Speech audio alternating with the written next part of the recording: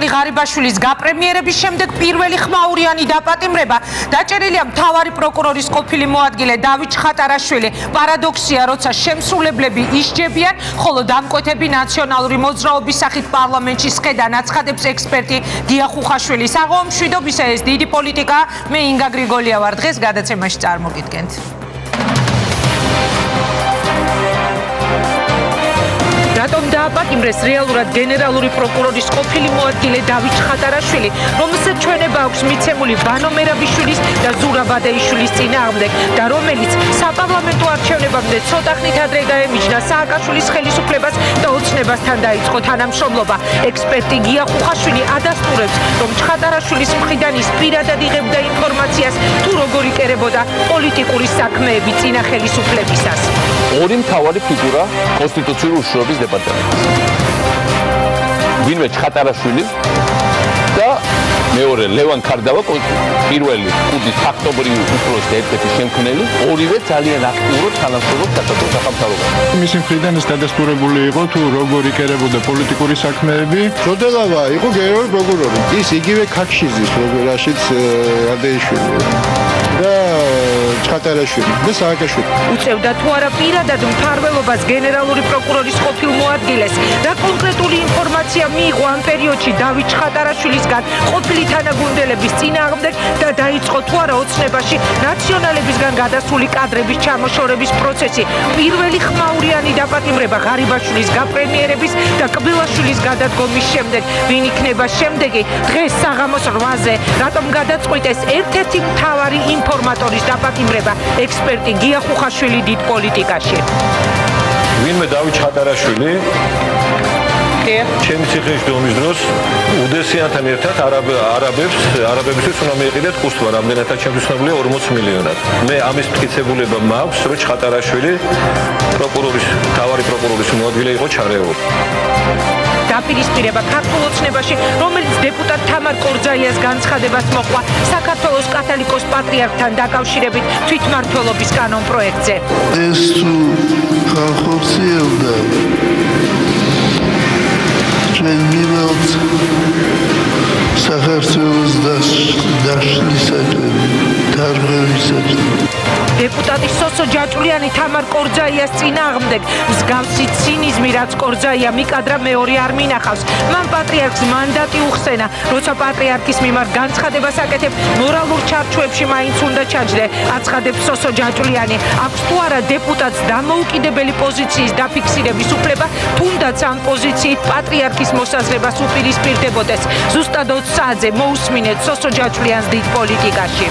ჩვენთვის, ქართველებისთვის ევროპული ინტეგრაცია, ევროპაში ყოფნა, ეს ნიშნავს ცივილიზებულ სამყაროში ყოფნას და ზოგად საკაცობრიო ცხოვრებაში ჩვენი ღირსეული წვლილის შეტანას. ბარაკ ობამას წერილი ბიძინა ივანიშვილს, ამერიკის პრეზიდენტი ყოფილ პრემიერს მადლობას უხდის საქართველოს დემოკრატიის მდგრად განვითარებაში შეტანილი წვლილისთვის და აცხადებს, რომ ახალ პრემიერთან ირაკლი ღარიბაშვილთან თანამშრომლობას იმედით უყურებს, რაც ნიშნავს საქართველოსთვის ეს საერთაშორისო მხარდაჭერა ვილნიუსიდან ობამას წერილამდე. დღეს დიდ პოლიტიკაში საქართველოს ევროინტეგრაციის მინისტრი ალექსი პეტრიაშვილი. მაშასე დავიწყოთ მთავარი პროკურორის ყოფილი მოადგილის დაპატიმრება სკანდალური აღმოჩნდა. გამომდინარე იქიდან, რომ დავით ჩხატარაშვილი იყო ის ადამიანი, რომელიც საპარლამენტო არჩევნების წინ ნაციონალებს დაშორდა და ქართული ოცნების მხარეს გადავიდა. გავრცელებული ინფორმაციით სწორედ ის იყო ერთ-ერთი, ვისგანაც ახალი ხელისუფლება ყოფილი მაღალჩინოსნების ფინანსური კომბინაციის შესახებ ძირითად ინფორმაციას იღებდა. ერთ-ერთი ფიგურა, ვისთანაც ჩხატარაშვილს აკავშირებდნენ, იყო ექსპერტი გია ხუხაშვილი, რომელმაც დღეს თავადაც დაადასტურა, რომ მას ჰქონდა შეხვედრები ჩხატარაშვილთან და პროკურორის ყოფილი მოადგილისგან სააკაშვილის ხელისუფლების სისტემურ დანაშაულთან დაკავშირებით მისგან საინტერესო ინფორმაციას იღებდა. რატომ გაწირა ოცნებამ ერთ-ერთი მთავარი ინფორმატორი და ნიშნავს თუ არა ეს ფაქტი იმას, რომ ოცნებაში გადასული ყოფილი ნაციონალების ჩამოშორების პროცესი იწყება, აგნებავ თქვათ ასე ნიშნავს თუ არა ეს ყველაფერი იმას, რომ სწორედ ამ ადამიანების დაჭერით აპირებს ახალი პრემიერი და ახალი გენერალური პროკურორი გავიდეს სხვა მაღალჩინოსნებზე და მათ შორის საქართველოს უკვე ყოფილ პრეზიდენტზეც. გია ხუხაშვილი გახსნის დღევანდელ დიდ პოლიტიკას საღამო მშვიდობის ბატონო. დიდი მადლობა რომ იღებთ მონაწილეობას გადაცემაში. ძალიან ხმაურიანი და ძალიან სკანდალური აღმოჩნდა თავისთავად დავით ჩხატარაშვილის დაპატიმრება. მე ამ თემით მინდა დავიწყო სწორედ თქვენთან საუბარი. პატარა შენიშვნას გავაკეთებ, ეს არც არ გადასულა და არც არავის მასთან არ უთანამშრომლია, ეს არ არის სწორი. ეს უბრალოდ ნაციონალურ მოძრაობამ გაიგორა, რომ მე მასთან მქონდა გარკვეული კომუნიკაცია, ქურდს ქურდი ეწვისო პრინციპით, ამაზე ააგეს თეორია, რომ იქ რაღაცა საშინელება ხდებოდა, ხო? რაც შეეხება ამ სისხლის სამართლის საქმეს, მე რამდენადაც საქმის კურსში ვარ, ეს სისხლის სამართლის საქმე უკვე წლის განმავლობაში მიდის. მე მასთან, რა თქმა უნდა, ესეც კონკრეტულ საკითხებზე, კონკრეტულ პირებზე და ასე შემდეგ საუბარი არ მქონია. და არც იყო ეს ჩემი კომპეტენცია, ეს გამოძიების კომპეტენცია. მე მასთან საუბრობდი იმ ეჭვებზე, რაც მე მქონდა, ხო, რომ თვითონ სააკაშვილის რეჟიმი მუშაობდა მაფიის პრინციპით, კრიმინალური მენტალიტეტით იყო გაჟღენთილი და მაინტერესებდა მისგან თვითონ ამომეხსნა ანატომია, თუ როგორ მოქმედებდა პოლიტიკური დევნის თვალსაზრისით ხელისუფლება.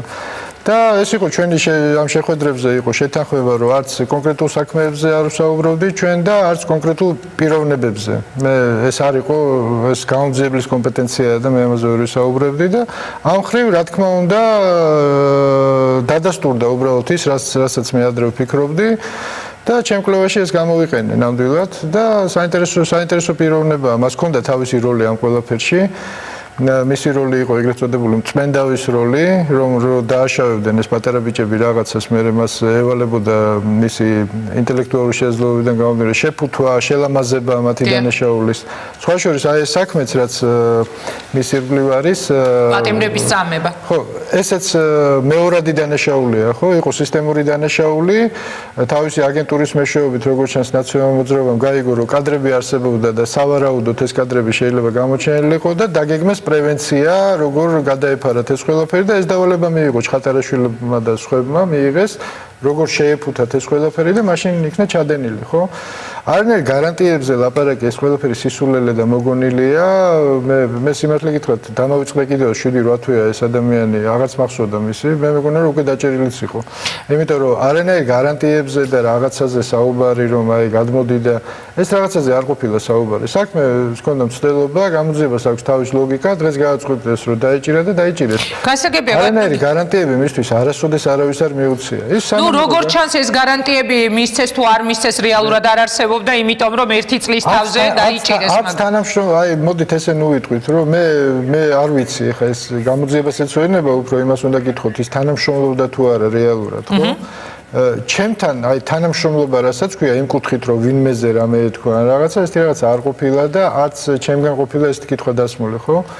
სისტემურად, ანუ მაკროხედვით მე მაინტერესებდა თვითონ ალგორითმი ამომეხსნა თუ როგორ სისტემაში როგორ ხდებოდა ამა თუ იმ პოლიტიკური დევნის გადაწყვეტილების თუმცა ეს უკვე თანამშრომლობა ოცნებასთან თქვენი ყავით ერთ-ერთი ყველაზე მთავარი ფიგურა ქართული ოცნების შეგიძლიათ არ დამეთანხმოთ როცა მე არ ვღირვა რამდენი დამიჯერეთ რა ნუ კარგით მაგრამ მე მაინც მოდით ამ ვერსიებს მივყვები რაც არსებობდა განსაკუთრებით აი სანამ მოვიდოდა ოცნება ხელისუფლებაში და პირველ ეტაპზე ვიდრე თქვენ გააკეთებდით განცხადებას რომ აქტიურ დაუშვათ ასეთ პოზიციიდან მიდიოდი და უფრო სამოქალაქო სექტორისკენ უნდა წასულიყავით ეს თანამშრომლობა მაინც ბატონოგია დამეთანხმეთ ნიშნავდა თანამშრომლობას ქართულ ოცნებასთან როდესაც სისტემის გაშიფრაზე სქემაზე ლაპარაკი ანუ ეს იყო ჩვეულებრივი კომუნიკაცია მე თვითონ ვარ ეხლა იმაზე საუბარი რომ ჩემი თანაშემწე იყო რომ მე რაღაც ვფარველობდი ხო აბსოლუტური სისულელეა, იმიტომ რომ მე თვითონ ვარ ჩხატარაშვილისგან მათ შორის დაზარალებული. მე დილას რო გავდიოდი სახლიდან საღამოს ცოცხალი შემოვიდოდი თუ არა, არ ვიცოდი იმ წინასაარჩევნო პერიოდში, ხო, ისეთი მე არ მოყვები ახლა დეტალებს, ხო, თუ როგორ ხდებოდა ეს ყველაფერი. და ეხლა როგორ შეიძლებოდა რომ რაიმე ტიპის ან მერაუფლება მქონდა რომ რაიმე ტიპის გარიგება ინვესტვის შემეთავაზებინა. მე მქონდა ინტერესი, მას არ მქონდა საწინააღმდეგო არაფერი, საკმაოდ საინტერესო პიროვნებაა. თუმცა მე დღეს თქვი და გავიმეორებ ალბათ ამ კითხვასაც დასვავთ, ხო, რომ რა თქმა უნდა ჩხატარაშვილი ეს დამნაშავე და ეს იყო დასაჯელი და ის უნდა დასჯილიყო და ისჯება კიდევაც, ხო, მაგრამ სამართალი მაინც სამმხრივობის სამართლის სამმხრივად მუშაობის შეგრძნებებს ტოვებს ეს საზოგადოების საბოლოო ჯამში, იმიტომ რომ ეს იყო პოლიტიკა, ეს კონკრეტული საქმე იყო, პოლიტიკური დანაშაული, ნაციონალურმა მოძრაობამ, რომელსაც სავარაუდოდ ამ კადრების გამო შეიძლებოდა შექმნოდა პრობლემები, გასცა დანაშაულებრივი დავალება ჩხატარაშვილზე, რომ შემიფუთე ეს ყველაფერი, ხო? ანუ დამკვეთი იყო ნაციონალური მოძრაობა. თუ არ არსებობს დაკვეთა, არ არსებობს ესე რომ ვთქვათ შესრულება, ხო?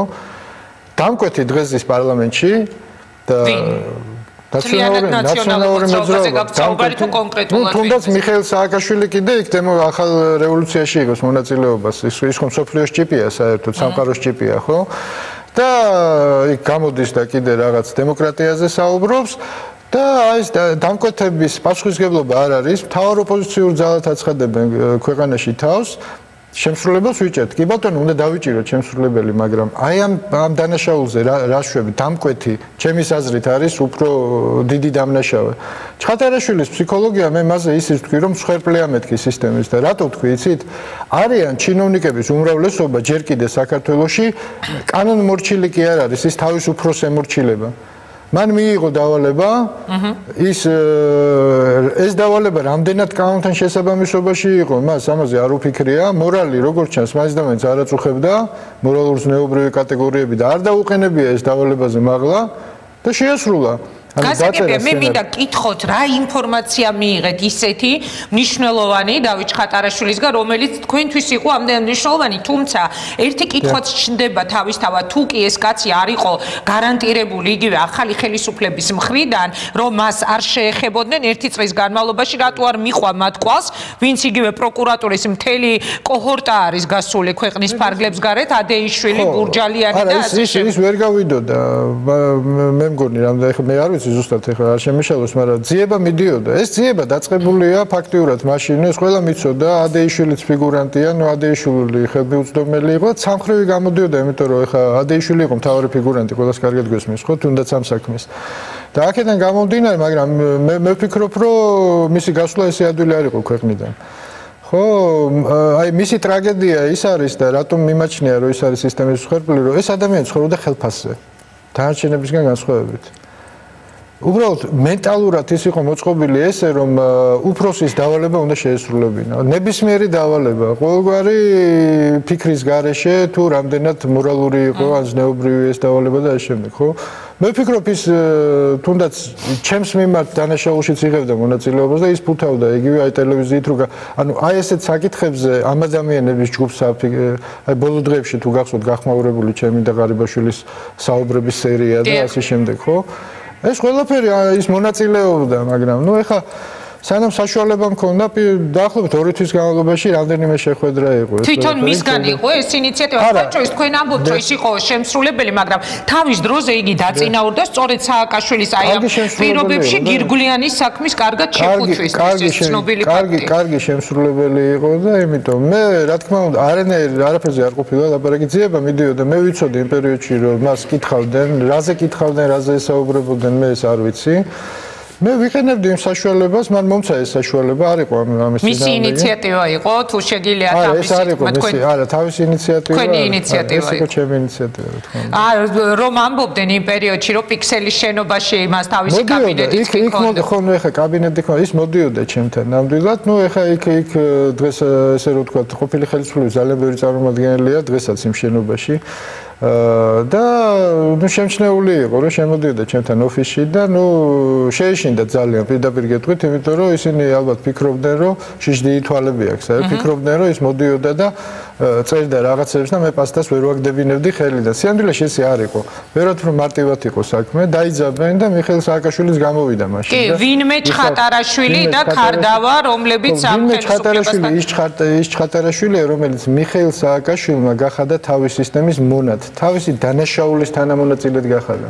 და მასავალებდა თავისი კრიმინალური, ესე რომ ვთქვათ, ზრახვების აღსრულებას. და დღეს ლაპარაკობს ვინმე ჩხატარაშვილი. ხელი ქართულ ოცნებამ კი არ შეახოცა ჩხატარაშვილი, ის ახოცავს და ეს არის პარადოქსი, რომ დღეს გამოდის ეს პოლიტიკური ძალა, კოლექტიური, ესე რომ ვთქვათ, ხო, ნაციონალური მოძრაობა და ჩემსკენ იშვერენ ხელს იმ დანაშაულზე, რომ და ხუხაშვილი და ამ შემდეგ ლაპარაკობენ, ხო? ეს არის უტიფრობა. ელემენტარული უტიფრობაა, ხო? მე წაგიკითხავთ, მოდი თქვენებართვით, რახან თავადვე შეეხეთ, ისედაც უნდა დამესვა კითხვა. დავით ხატარაშვილი ნაციონალური მოძრაობის აქტიური წევრი, მათი მეგობარი იყო, დღეს ეს კაცი არის გია ხუხაშვილის უახლოესი მეგობარი და ბიზნესის კუთხით მისი თანაშემწე. ხუხაშვილი ამ ადამიანს ძალიან კარგად იყენებს და ასე შემდეგ. ლაშა ამირეჯიბის ცნობილი განცხადებები, ის არ იყო ერთადერთი, ვინც ესეთ კვალსავლებდა ხატარაშვილი, გია ხუხაშვილი, ლაშა ნაცვლიშვილი ესეთი სამკუთხედი. ლაშა ამირეჯიბი და ნაციონალური მოძრაობა საერთოდ იგივე განცხადებებს აკეთებდნენ იმ პერიოდში. მე ხა სასამართლო იქნება ამ დროს სხვა შორის.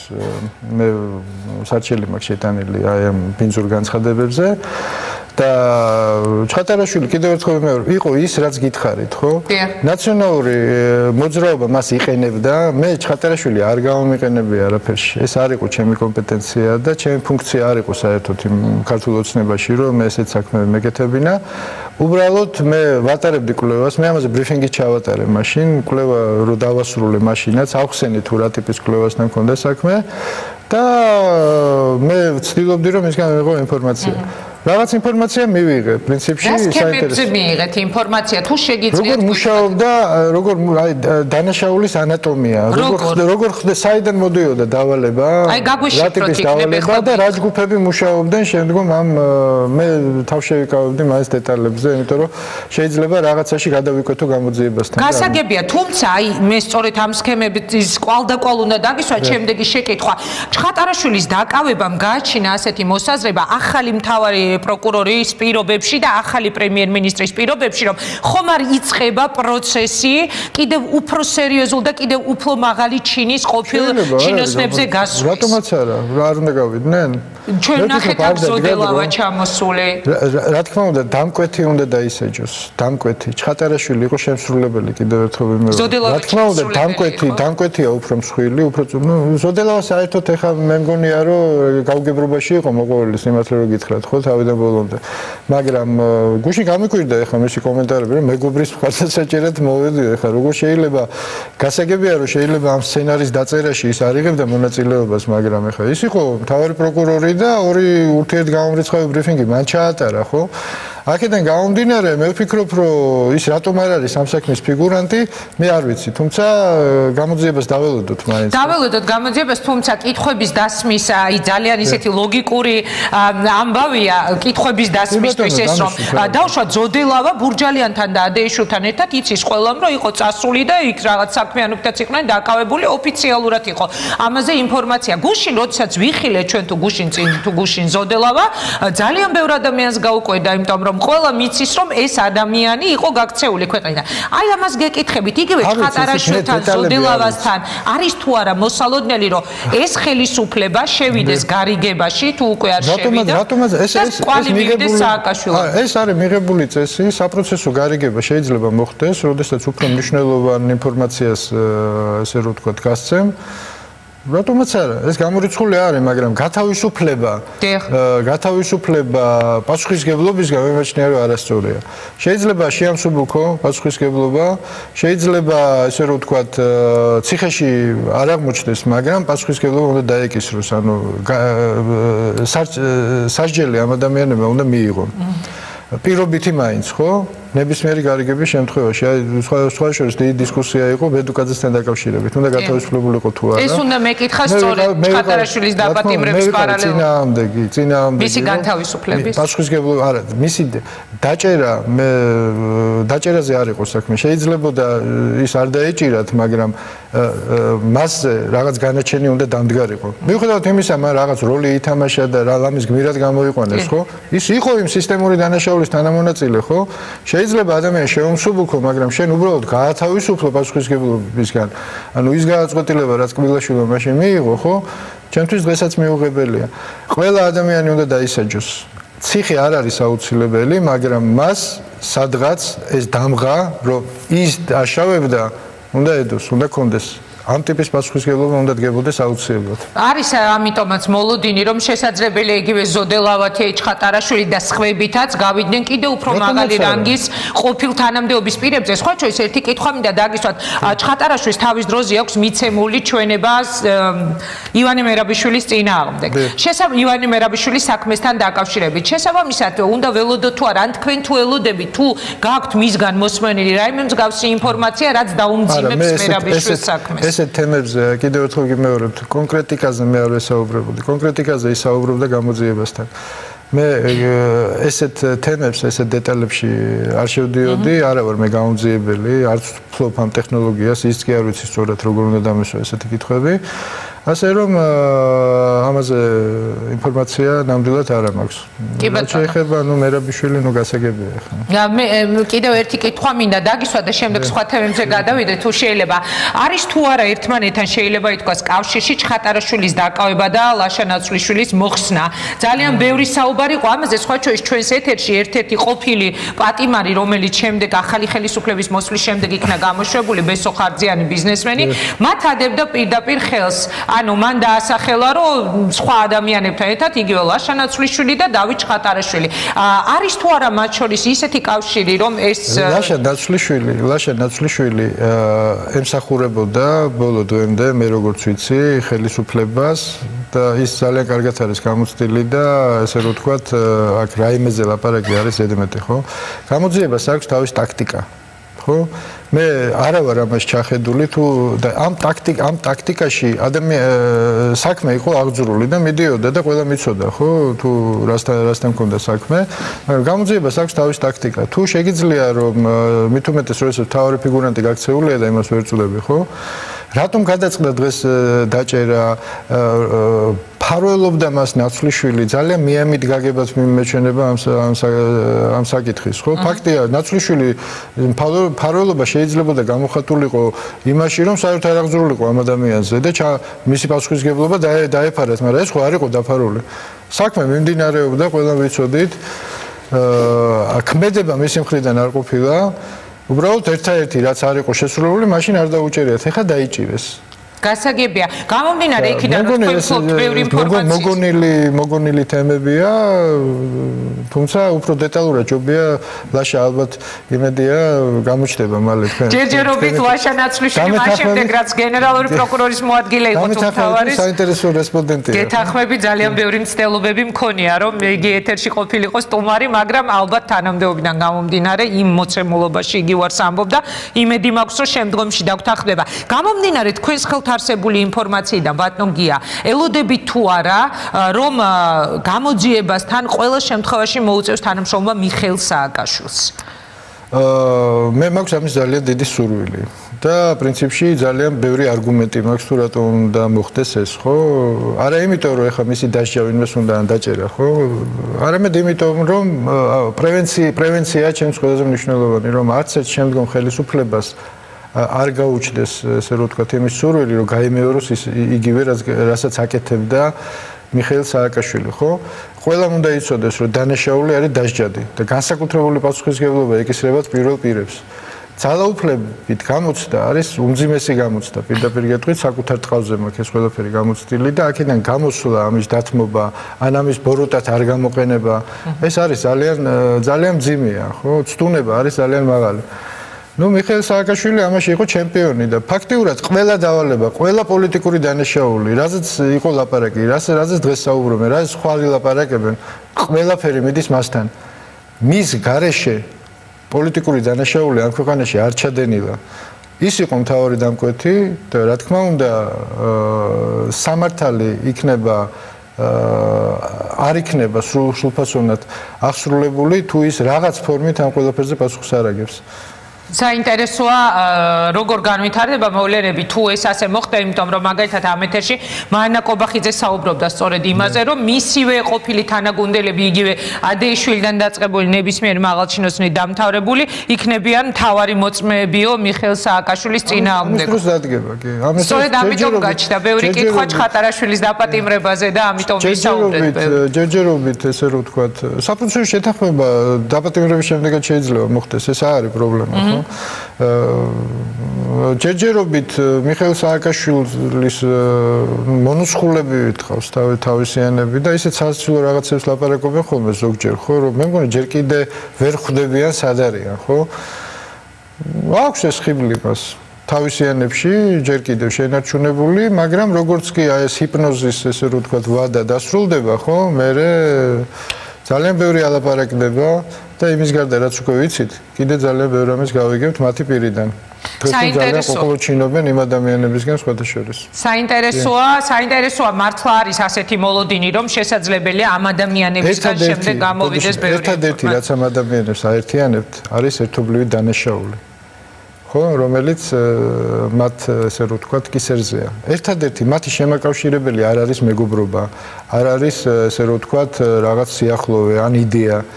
მათ აკავშირებთ ერთობლივი დანაშაული. ამის გამო ეს ომერტას პრინციპი მათში, ხო, დუმილის პრინციპი ამის გამო მოქმედებს.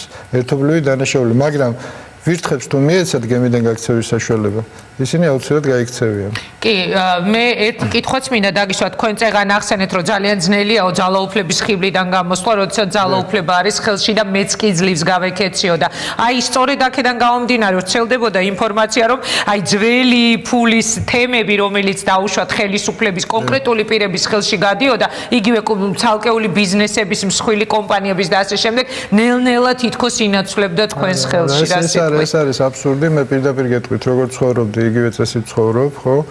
საერთოდ თქვენ დიდი ხანია მე მიცნობთ, ხო? კი, არ მახსოვს რამდენი წელია, მაგრამ კეთებით დავდივარ ჯინსებით, არნერი სურვილი, არ ძალაუფლების, არც კეთილდღეობითი მე არ მაქვს, ხო? მე არაფერი არ შემიძენია, ვინც მიცნობს ეს შვენივრად იცის. ნუ ეხლა ეს ლაპარაკები გამომდინარე იქიდან თუ რა თემებზე მუშაობდი, ადამიანებს ვერ წარმოუდგენიათ, რომ გქონდეს დიდი საშუალებები და ეს საშუალებები ვერ გამოიყენო და ნუ გარდა ამისა იყო კონკრეტული ინტერესი ამ კამპანიის წარმოების და მე ის კი გამოაცხადეს, რომ შვეიცარიაში ლამის ერთი პერიოდი ვისვენებდი და ამ პერიოდში რომ თითქოს რაღაც პრობლემები დაიწყო ამის შემდეგ. ნუ ეს ყველაფერი არის ინსინუაციები, მე 53 წლის ასაკში ადამიანები არ იცვლებიან. მე არა მაქვს ფულის ინტერესი. მე განა არ შემეძლო, ხო? მანამდე შემეძლო. მე ყოველთვის ახერხებდი ნორმალურად ცხოვრებას. მაგრამ არა მაქვს ამის ინტერესი, არ არის ჩემთვის ღირებული კეთილდღეობა, ხო? ვისაც ღირებულია, იმას ვერ წარმოუდგენია, რომ ხუხაშვილს აქვს საშუალება და ის ამას არ აკეთებს და მე აი ეს ლეგენდები ითხოვება, ზოგი შეკვეთით აკეთებს ამას და ფულს იღებს ამაში, რომ ეს ილაპარაკოს. ესეთი ადამიანებიც არიან სამწუხაროდ. ინტერეს ჯგუფები გარკვეული დავაზარალე, სერიოზულად დავაზარალე პირდაპირ გეტყვით. ვისი ინტერეს ჯგუფები? სახელმწიფოს სასარგებლოდ ის ინტერეს ჯგუფები, რომლებიც ძარცვავდნენ ამ ქვეყანას. კერძო ბიზნესებზე გაქვთ საუბარი, კერძო ბიზნეს კომპანიებზე. ხო, ამას კერძო ალბათ პირობითად ერქვა. ეს იყო ნაციონალური მოძრაობაში ინტეგრირებული ეკონომიკური სისტემები, რომელიც პოლიტიკურ ინტერესზე ნაციონალური მოძრაობის სალაროზე მუშაობდნენ. უბრალოდ მათ ისინი დღეს მუშაობენ თავის თავზე, არავინ მათ თავის თავზე და რაც სახელმწიფოსი იყო, სახელმწიფოს უბრალოდ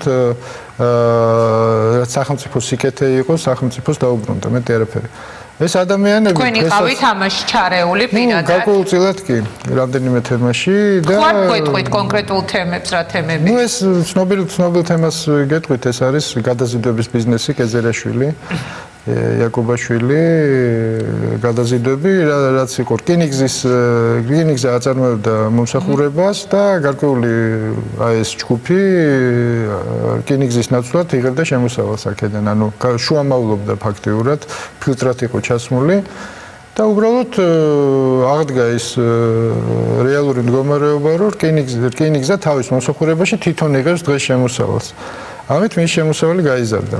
ნუ ამაში მონაწილეობა მიიღო ძალიან რბილად მოხდა სხვა შორის ეს ყველაფერი გაგებით ყოველგვარი აი იმ მეთოდების გარეშე რაც ამიტომ ხომ არ ამბობდნენ რომ კეზერაშვილის მთელი ბიზნესები კონტროლი გადაიბარა სწორედ იაკობაშვილს. ზუსტად ამაშია რომ ადამიანები, ნუ გასაგებია რომ ცუდის დაჯერება ყოველთვის უფრო ადვილია ვიდრე კარგის, ხო? და ეს დაუბრუნდა რკინიგზას. ხუხაშვილს იქიდან არაფერი არ უსარგებლია. რკინიგზა არის სახელმწიფო ორგანიზაცია, ანუ ეს ყველაფერი წავიდა სახელმწიფო ბიუჯეტში და დღესაც მიდის, ყოველდღიურად მიედინება, იმიტომ რომ ეს არის ბიზნესი, რომელიც დღესაც არსებობს, მაგრამ აი ამ შემოსავალს დღეს გეზერაშვილის ნაცვლად იღებს საქართველოს რკინიგზა. შესაძლოა პიქსელის შენობაშიც რომ იჯექით, ამიტომ ახალი გეზერაშვილი იწოდეს უკვე ახალი ხელისუფლების. მე არ მეკვის და მე ამაზე ხა შემიძლია. ეს არის პოლიტიკის ფასი. როდესაც შენ შედიხარ პოლიტიკაში და სერიოზულ თემებთან გაქვს საქმე და ძალიან მძიმე თემებთან და სერიოზულ თემებთან მოლოდინი იმისა, რომ ესე შეიძლება მოხდეს, უნდა გქონდეს. რა ვქნა ეხლა სასიამოვნო ამაში არაფერი არ არის, მაგრამ არ ვნანობ ნამდვილად, იმიტომ რომ რა სტატუსით ერეოდით? აი, როდესაც თქვით, რომ მე მაქვს ჩემი წვლილი შეტანილი, ეს გამოძიების სფეროს ხوار მიეკუთვნებოდა უფრო რა სტატუსით ჩაერია? მე ვიყავი ეკონომიკური საბჭოს წევრი. ამას ჩარევა არ ქვია, ხო? ამას ქვია ჩვეულებრივი ადამიანური საუბრები ყოველგვარ იმის გარეშე.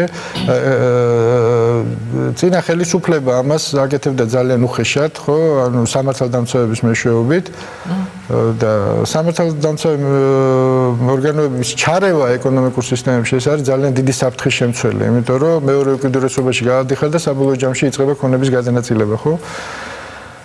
და რა ვიცი, მრჩეველი ვიყავი. თვითონ ივანიშვილმაც ისაუბრა ამ თემაზე. ივანიშვილი დაუსრულებლად საუბრობს კომენტებზე, საინტერესო ამ კონკრეტულ თემაზე ისაუბრა მან და პრინციპში ივანიშვილს მე მგონი აქვს ეს თვისება, რომ გულწრფელია ყოველთვის. ივანიშვილზე ნაკლებად დავაყენო ბოლი, ესე რომ თქვა და ვილაპარაკო წესი. კი ბატონო, ბატონია და ბოლოს კი უნდა წავიყვანო ჩვენი საუბარი. ივანიშვილზე გამახსენდა, სად არის ყოფილი პრემიერ-მინისტრი? იგი აღარ გამოჩენილა არსად და მე უკვე ძალიან ბევრჯერ გამიჩნდა ეს კითხვა, სად იმყოფება ბიძინა ივანიშვილი? იმყოფება იქ, სადაც იყო ყოველთვის, ხო? ის აქამდე რამდენი 2000 წლის განმავლობაში ისე ეხმარებოდა ქვეყანას, რომ ამის შესახებ არავინ არ იცოდა, ხო? მისი სახე, სურათი არ ჰქონდათ ნანახი. და დღეს არის იმ პოზიციაში. გარკვეულ პაუზასაც აკეთებს, ის აპირებს იმ სტატუსს ვერ აღიდგენს, როგორც ადრე იყო, იმიტომ რომ ის უკვე საჯარო ფიგურა გახდა. მასზე პასუხისგებლობა დღეს, ასე რომ ვთქვათ, დიდია. იქ ვერ დაბრუნდება, მაგრამ ასე რომ ვთქვათ, არც პოლიტიკაში აპირებს დაბრუნებას. ერევა ეხლა თქვენი ინფორმაციით, აი იგივე მთავრობის საქმიანობაში პოლიტიკა. დარწმუნებული ვარ, ვიცნობ მას კარგად, დარწმუნებული რომ თავისი სურვილით ის ამ ნაბიჯს არასოდეს არ გადადგავს. ის რომ ხელისუფლება მთლიანად შეჩვეული იყო, ესე რომ ვთქვათ, მასზე პასუხისგებლობის დაკისრებას და ძალიან ელემენტარულ რაღაცებსაც კი ურეკავდნენ და მას ეკითხებოდნენ, ხო? ინერციით ეს გარკვეული პერიოდი გაგრძელდება, თვითონ ხელისუფლება შეეცდება, რომ მისგან მიიღოს რჩევები რაღაც პერიოდის განმავლობაში, ხო? მე დარწმუნებული ვარ, რომ ივანიშვილი შეეცდება, რომ ესე რომ ვთქვათ, მაქსიმალურად დისტანცირდეს ამ ყველაფრიდან და მხოლოდ აუცილებლობის შემთხვევაში უპასუხებს მათ სამოქალაქო სექტორიდან, როგორც თავად თქვა. თვითონ თავის ინიციატივით რო არ ჩაერევა, მე ამაში დარწმუნებული ვარ. და გარდა ამისა და არც არის მის ბუნებაში, ხო? ეს ხო აუცილებლობით იყო განპირობებული მისი შესულა, მისი თავგანწირვა. თავგანწირვა და მან აჩვენა სხვა შორის ამ თავგანწირვის პროცესში ძალიან ბევრი ის ნიშანი, რაც ახასიათებთ ისტორიულ პიროვნებას, დიდ პიროვნებას. მე ვფიქრობ, რომ მისი რანგის ისტორიული პიროვნება საქართველოს ბევრი არ ყოლია. მე ამას არ ვამბობ დიფირამბის სახით, ხო? მას ახასიათებს ყველა ნიშანი.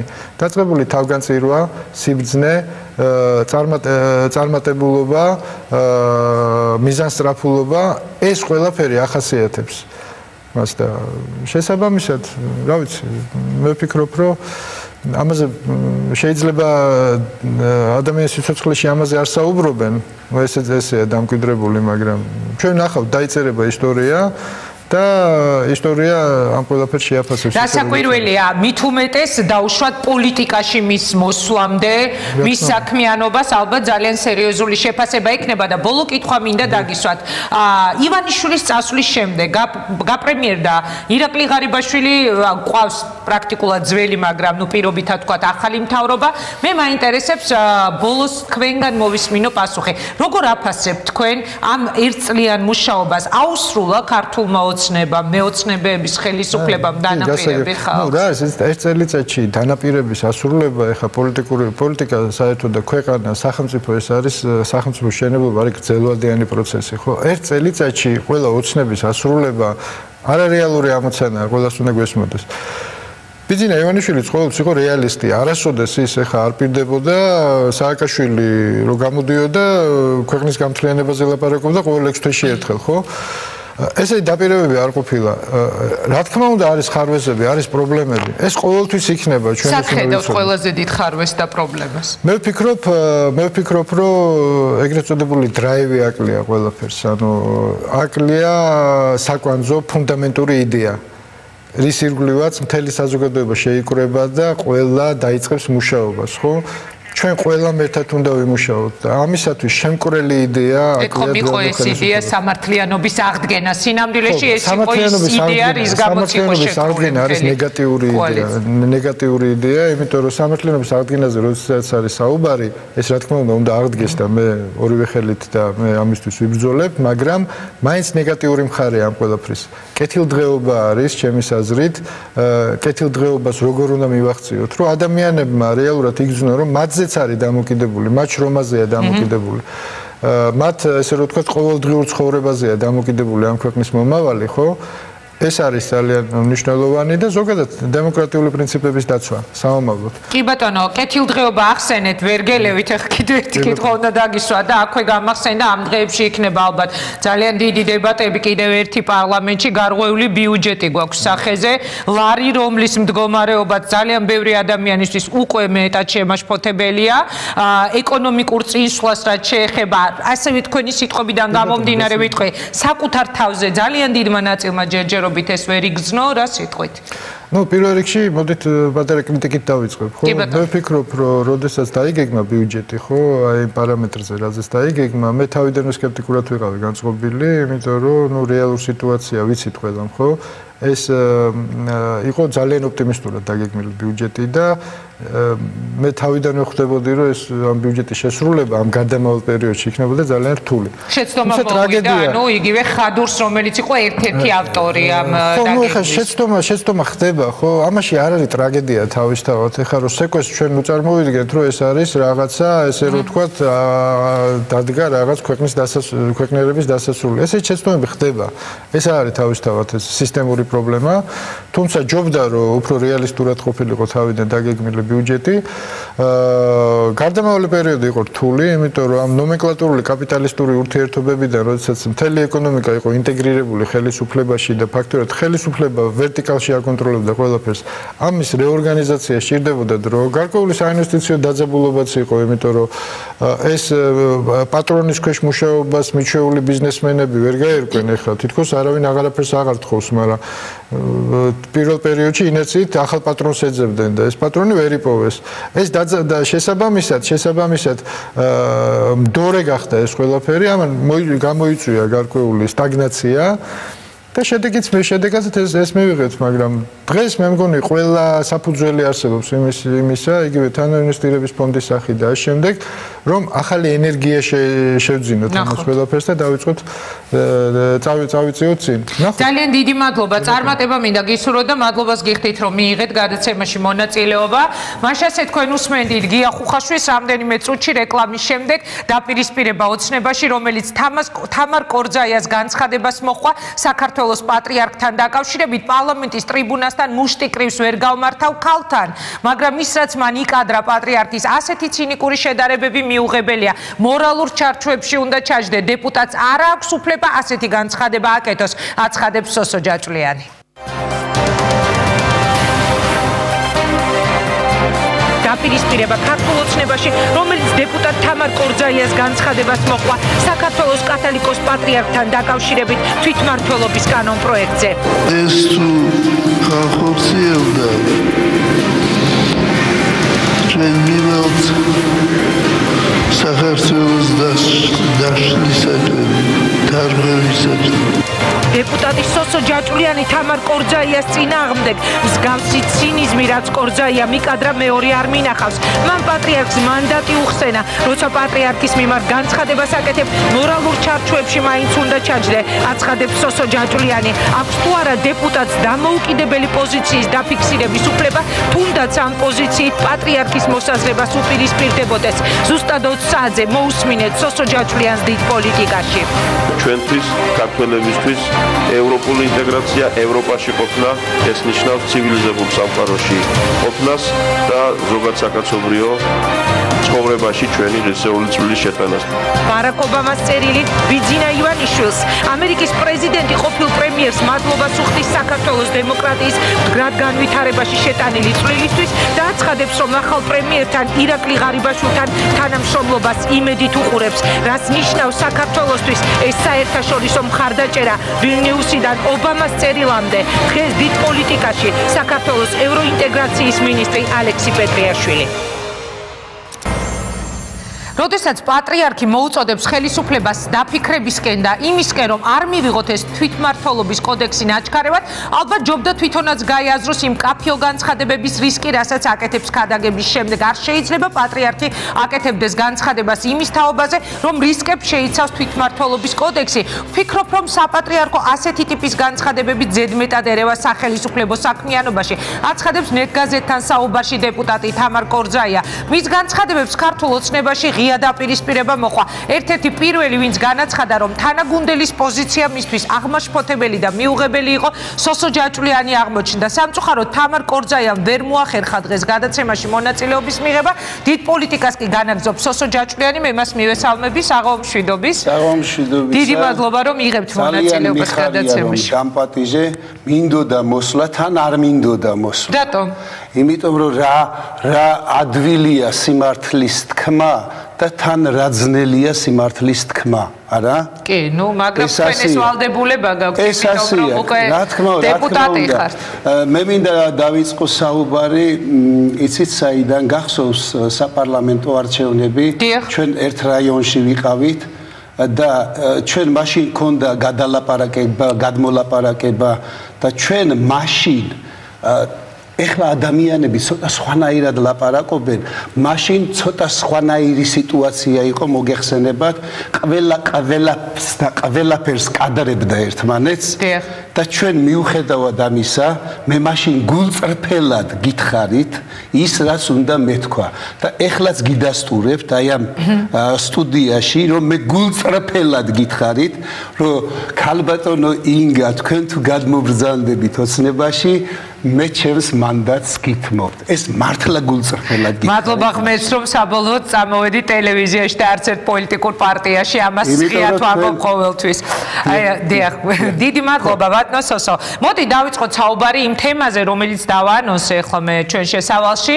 თქვენ იყავით პრაქტიკულად ერთ-ერთი პირველი, ვინც ღიად დაუპირისპირდით ამ განცხადების გამო თამარ კორძაიას. მე ვწუხარ, რომ დღეს ის ვერ იღებს გარკვეული მიზეზების გამო მონაწილეობას, ამიტომ მოგვიწევს მხოლოდ თქვენი პოზიციის მოსვლა. რა თქმა უნდა, მე ვიქნები ალბათ უფრო მოკრძალებული, რამე თუ ქალბატონ თამარს მე ძალიან დიდ პატივს ვცემ, რომ მოსულიყო ეს ძალიან კარგი იქნებოდა და ალბათ საინტერესო საუბარიც გამოვიდოდა.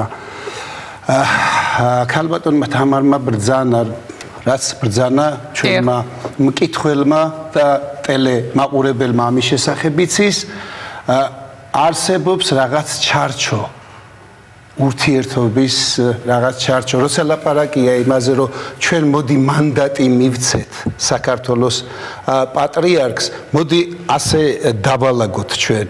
საქართველოს პატრიარქი უწმინდესი არის საქართველოს მოქალაქე. საქართველოს მოქალაქეს ნებისმიერს შეუძლია გამოთქვას თავისი აზრი. ისევე როგორც ქალბატონ თამარ კორძაია შეუძლია თქვენ, მე ყველას ნებისმიერ ადამიანს შეუძლია გამოთქვას თავისი აზრი. და მე ვთვლი ასე, რომ ეს ჩემი აზრი ალბათ მარტო არ არის, რომ 150 დეპუტატზე მძიმეა საქართველოს პატრიარქის ავტორიტეტი, ალბათ. უფრო მძიმეა და უფრო ღირებული. და ამიტომ როცა ჩვენ გველაპარაკება ესეთი ადამიანი, ალბათ უნდა გავითვალისწინოთ და ეს ჩემთვის იყო უბრალოდ აი ცინიკური დამოკიდებულება. პატრიარქის მიმართ თქვენი თანაგუნდელის მხრიდან? ხო, ცინიკური დამოკიდებულება და მე ვერაფერი კარგი იქნებოდა რომ ქალბატონი ითამაშა. კარგი იქნებოდა გეთანხმები, თუმცა მე ერთი კითხვა მინდა დაგისვათ. ამბობთ რომ როდესაც პატრიარქი ამბობს ამას, თუ დაუშვათ დეპუტატს, თუნდაც მას აქვს განსხვავებული მოსაზრება პატრიარქისგან, აქვს თავისი ესე მკვეთრად გამოხატული პოზიცია, მას არ აქვს უფლება რომ დაუშვათ თქვას რომ იგი არ ეთანხმება პატრიარქს და მე გავიმეორებ კორძაიას სიტყვებს, ეს არა ჩემი სიტყვები, პერიფრას გავაკეთებ რომ ანუ ეს არის საპატრიარქოს მხრიდან ხელისუფლებაში ღია ჩარევა. საქართველოს პატრიარქს ხომ შეუძლია გამოხატოს თავისი აზრი. ეს ჩარევა კი არ იყო, ეს იყო აზრის გამოხატვა. და მან ეს გაახმოვანა. ეხლა შენ ეს აზრი თუ გინდა მიიღე, თუ გინდა ნუ მიიღებ ამ აზრს, მაგრამ არსებობს პასუხისგაცემის ფორმა. და აი ეს ფორმა ქალბატონი თამარისგან მე ძალიან არ მომეწონა. ძალიან კარგი იქნებოდა რომ აქ ყოფილიყო რამე თუ მე კიდევ ერთ რაღაცას შევახსენებდი ქალბატონ თამარს. შევახსენებდი მაგალითად იყო ამ რამოდენიმე ხნის წინ ესეთი ლაპარაკი რომ საპატრიარქოს თურმე 25 მილიონი და ასე და ასე შემდეგ სხვათა შორის როცა აი ამ თემაზე იყო ლაპარაკი ერთი მომენტი ჩემთვის ვიფიქრე ასე თუ შეიძლება საპატრიარქოს ჩვენ შემოსავლებზე ვილაპარაკოთ საპატრიარქოს ფულზე ვილაპარაკოთ რატომ არ შეიძლება მაშინ როცა უცხოეთიდან შემოედინება ჩვენთან თანხები არასამთავრობოებზეა ლაპარაკი და ისიც შევამოწმოთ ვის ბოსტანში ისვით ახლა კენჭებს რატომ გაგახსენდა თამარ კორძაიასთან დაკავშირებით არა საერთოდ ლაპარაკობ იმიტომ რომ ის არასამთავრობო სექტორიდან წამოსულია უცხოეთიდან შემოსულ თანხებზე როცა მოდი ღიად ვისაუბროთ რატომ არ უნდა ვილაპარაკოთ არ მინდა თქვენთან ღიად ვილაპარაკოთ და მაშინ ძალიან კარგი იქნება ჩვენ იმიტომ ვართ სახელმწიფო ჩვენ იმიტომ ვართ მთავრობა ჩვენ იმიტომ გვაქვს კანონები რომ მაშინ ყველა ის რაზეც ჩვენ გვიჩნდება დაუშვათ კითხვა და გვინდა რომ მივიღოთ პასუხი მეც მაინტერესებს ძალიან როგორც ერთ მოქალაქეს შეიძლება დემოკრატიით შემოსული თანხები დემოკრატიის სახელით შემოსული თანხები საქართველოში შეიძლება ჩემს სახელმწიფოებრიობას უთხრის და უშუალოდ ძირს ხო ხომ შეიძლება ამიტომ მაშინ შევამოწმოთ ყველა და ძალიან კარგი იქნება და ყველანი ვიქნებით შემოწმებული იცით რა მინდა გკითხოთ ბატონ სოსო თქვენ გნებავთ არ გნებავთ ამ თემაზე საუბარი ეს იყო მაინც ღია დაპირისპირება გუნდის შიგნით ნუ თქვენ იყავით პირველი რომელმაც ეს გააპროტესტა და შემდეგ შეიძლება კიდევ ვიღაც სხვები მაგრამ ეს იყო მაინც ღია დაპირისპირება მაინტერესებს აი გუნდში თუ უთანხმებთ ხოლმე ერთმანეთს მთლიანად კოალიცია რა პოზიცია უნდა დაიკავოს სახელმწიფო გუნდმა ამას არ გეკითხებით შემთხვევით იმიტომ რომ აქ არის საუბარი კანონ პროექტზე რომელიც შემოიტანა მთავრობამ, რომელიც მომზადდა ბიძინა ივანიშვილის პირობებში, რომელიც შემოიტანეს მთავრობიდან პარლამენტში და რომელიც არ იყო ისე უბრალოდ კანონ პროექტი, საქმე ეხება ადგილობრივი თვითმმართველობის ორგანოებს. რაშიც დაინახა დაუშვათ სეპარატიზმის საფრთხეები ბევრმა და მათ შორის საქართველოს კათოლიკოს პატრიარქმა. ანუ არ უთანხმებთ ერთმანეთს თუ არის რაღაც ჯგუფი, რომელიც საერთო შეთანხმებებს არ ემორჩილება. სხვათა შორის აი ამ კანონ პროექტთან დაკავშირებით იყო ძალიან ბევრი შეხვედრები ვისთან?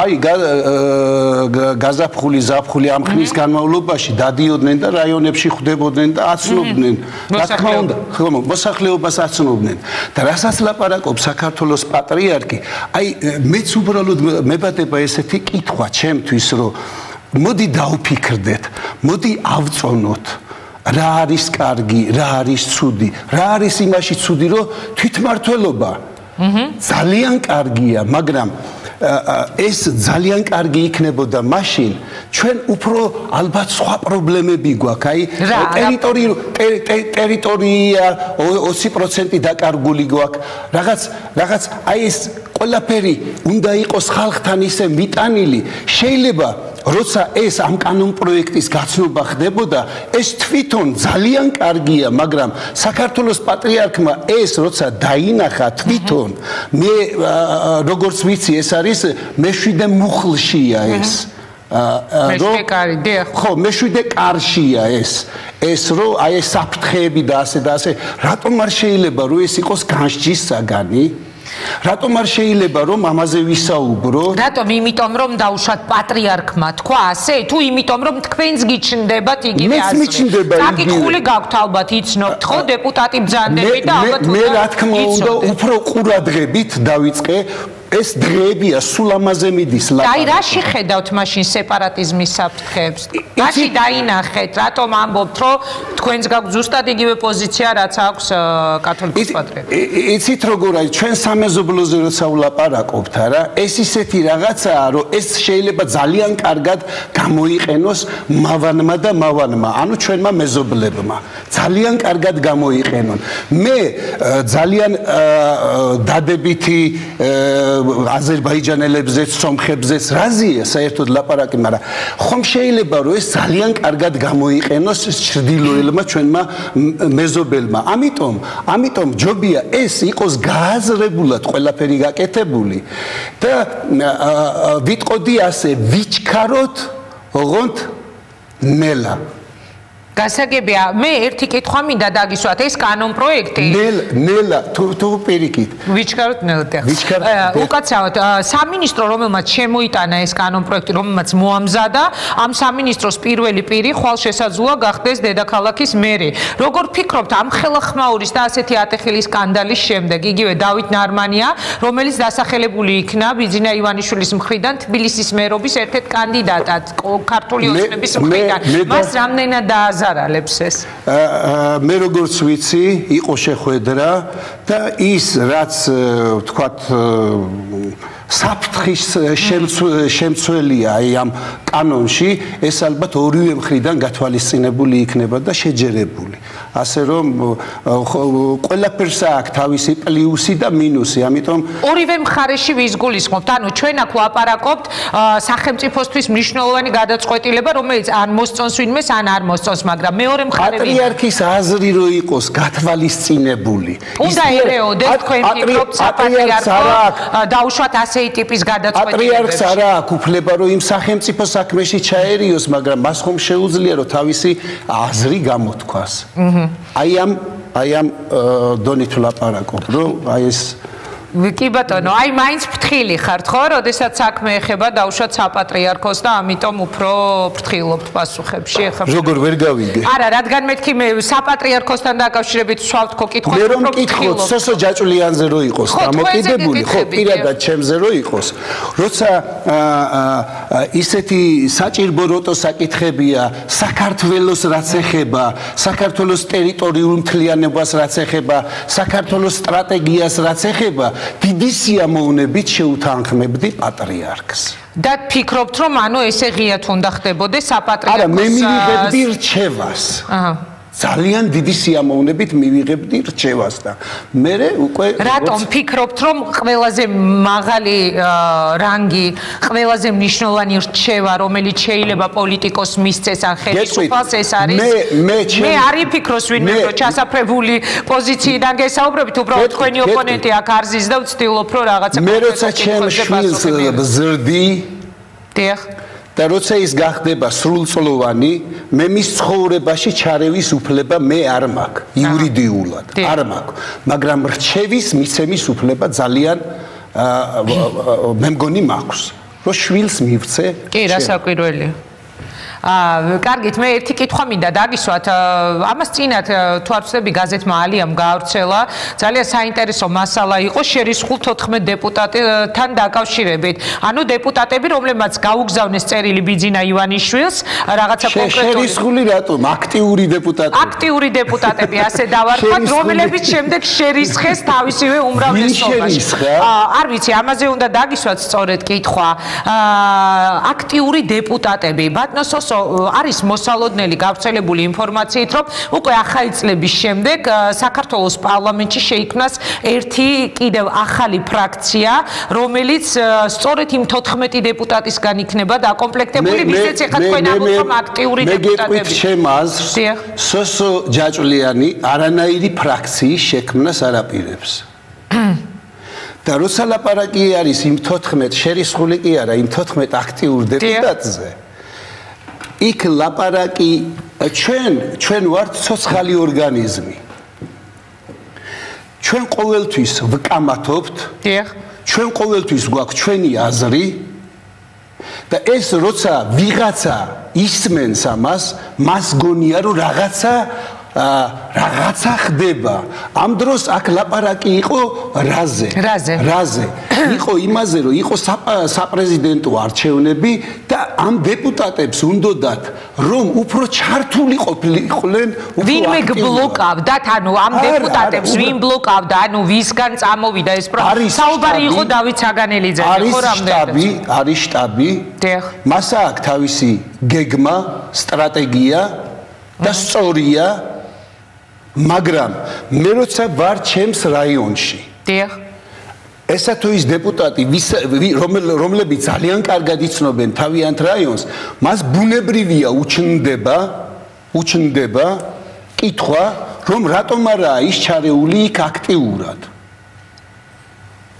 ხომ ლოგიკურია და აი ამ დროს შეიძლება მოხდეს რაღაცა კამათი. მეტი არაფერი, ეს უფრო გაზვიადებულია ჩემი აზრით. ეხლა შერისხულები და არაფერი ეს უკვე ყოველ შემთხვევაში ერთი უცნაურობა არის სახეზე, რომ აი ამ მოვლენების კვალდაკვალ დავით საგანელიძემ გააკეთა გასულ კვირას განცხადება, რომ იგი ალბათ პოლიტიკიდან ისევ დაუბრუნდება ან ბიზნეს ან მედიცინას. ანუ ეს უკვე თავისთავად იმაზე მეტყველებს, რომ ისე უბრალო ჭორები არ იყო ყველაფერი დაუშვათ ამ დეპუტატების დაპირისპირება უმრავლესობის ლიდერთან. არ შეიძლება ადამიანს გაუჩნდეს თავისი აზრი, ხომ შეიძლება არაფერი უსაშველო არ მომხდარა, რომ ამის გამო ბატონმა დავითმა გააკეთოს ეს განცხადება. ყველა ადამიანს აქვს თავისი არჩევანი და აკეთებს ალბათ ესეთ არჩევანს. არაფერი მე რომ მკითხოთ ეხლა, რომ იმიტომ გააკეთა ეს განცხადება, რომ თურმე ამ 14 შერისხულ დეპუტატთან, აქტიურ დეპუტატთან მოუვიდა, არაფერიც არ მომხდარა. უბრალოდ იყო აი ესეთი მამუშავე რა. აი ამაზე იყო ლაპარაკი. გასაგები, ისე საერთოდ რა ხდება თქვენს უმრავლესობაში? ფაქტია, რომ ჩამოაცილეს ყველა დაკავებულ თანამდებობა ზაქარია ქუცნაშვილი, ყველა პრივილეგიას. ფაქტია, რომ უმრავლესობის ლიდერმა გააკეთა ესეთი განცხადება, რომ იგი წავა სავარაუდოდ ბიზნესში. ფაქტია, რომ პოლიტიკური მდივანი, რომელიც იყო სხვა ყრილობაზე უკვე აირჩიეს სხვა და აღარ შეიყვანეს შემდეგ პოლიტსაბჭოში. ანუ რა ხდება ქართულ ოცნებაში? ბიძინა ივანიშვილის წასვლის და ირაკლი ღარიბაშვილის მოსვლის პარალელურად დაიწყო თუ არა ფავორიტების ჯგუფის გადასვლა, უბრალოდ რაღაცა ადამიანების ნაწილის გადმოსვლა, აქეთკენ წამოსვლა ფავორიტების ჯგუფიდან, ანუ ჩახსნეს მთელ რიგ მოვლენებს პარტიულს ის ადამიანები, ვინც თავის დროზე წარმოადგენდნენ ოცნების ბირთვს. არ ამგონია რომ ჩახსნეს, უბრალოდ მე უბრალოდ მაგალითს მოვიყვან, როგორი მაგალითი, როცა არის გუნდში ყველას აქვს თავისი ფუნქცია და ხომ შეიძლება ეს შეცვალო, რაღაც გადაადგილო, ხომ შეიძლება რა? არ შეიძლება რომ გააკეთო ესეთი რაღაცა 50 კაცია ფრაქციაში და სხვა არ მოიძებნება, ხომ მოიძებნება, ხომ შეიძლება რომ რაღაც გადაადგილება. ანუ თქვენ ამბობთ, რომ გაქვთ სრული ჰარმონია, არაფერი არ ხდება თქვენს კოალიციაში, არ იგეგმება არანაირი ფრაქციის შექმნა. სრული ჰარმონია რომ იყოს, ეს ჩემთვის ძალიან ცუდი და დამღლელი იქნებოდა. ძალიან ცუდი იქნება. მე მიყვარს აქტიურობა. შიგნით აქტიურობა შეიძლება პარლამენტში ისე არ ვაქტიურობ, მაგრამ შიგნით აქტიურობა უფრო მიყვარს. და ეს ბუნებრივიცაა. კარგით, მოდით მე ბოლო კითხვა უნდა დაგისვა, დასასრულისკენ უნდა წავიყვანო ჩვენი საუბარი. წეღან მკითხე ბატონ გია ხუხაშვილს, რომელიც თავის დროზე იყო მრჩეველი ბიძინა ივანიშვილის. უმრავლესობას აქვს თუ არა ინფორმაცია ამ შემთხვევაში გლდანის მაჟორიტარს, სოსო ჯაჭულიანს, პარლამენტის წევრს, სად არის ახლა ბიძინა ივანიშვილი? ამ რამოდენიმე დღის წინ შევხვდით ბატონ ბიძინას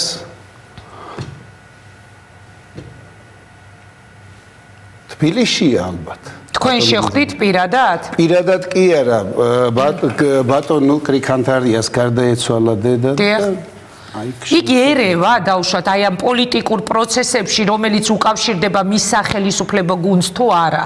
ამის გარკვევა მინდა. ანუ იგი წავიდა დათმო პრემიერ-მინისტრის პოსტი, თქვა რომ მე მივდივარ სამოქალაქო სექტორში, მაგრამ რამდენად ერევა, რამდენად გაქვთ თქვენ ეს ინფორმაცია?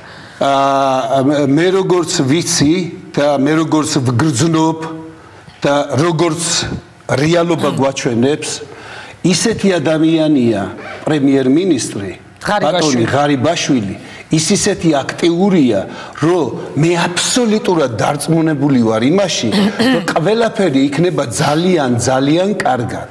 იმიტომ რომ ბატონი ირაკლი არის ძალიან პრინციპული, ძალიან ჭკვიანი. რამე თუ აი არჩევნები როცა იყო ჩვენ თითქმის 2-3 თვის განმავლობაში ყოველ დღე გვიხდებოდა ჩვენ შეხვედრა. ყოველ დღე თითქმის ყოველ დღე. და თქვენ წარმოგიდგენიათ შეიძლება ადამიანს იცნობდე 10-20 წელი იცნობდე და ამდენჯერ არ შეხვდე. ესე რომ ეს ადამიანი მე დარწმუნებული ვარ, რომ ის ყოველთვის გააკეთებს ისეთ ნაბიჯებს, რაც სახელმწიფოსთვის იქნება მისაღები. როგორი არის თქვენი მოლოდინი, ვინ უფრო მაგარი პრემიერი ექნება? მოდი ესე გკითხავთ პირდაპირ, ბიძინა ივანიშვილი თუ ირაკლი ღარიბაშვილი?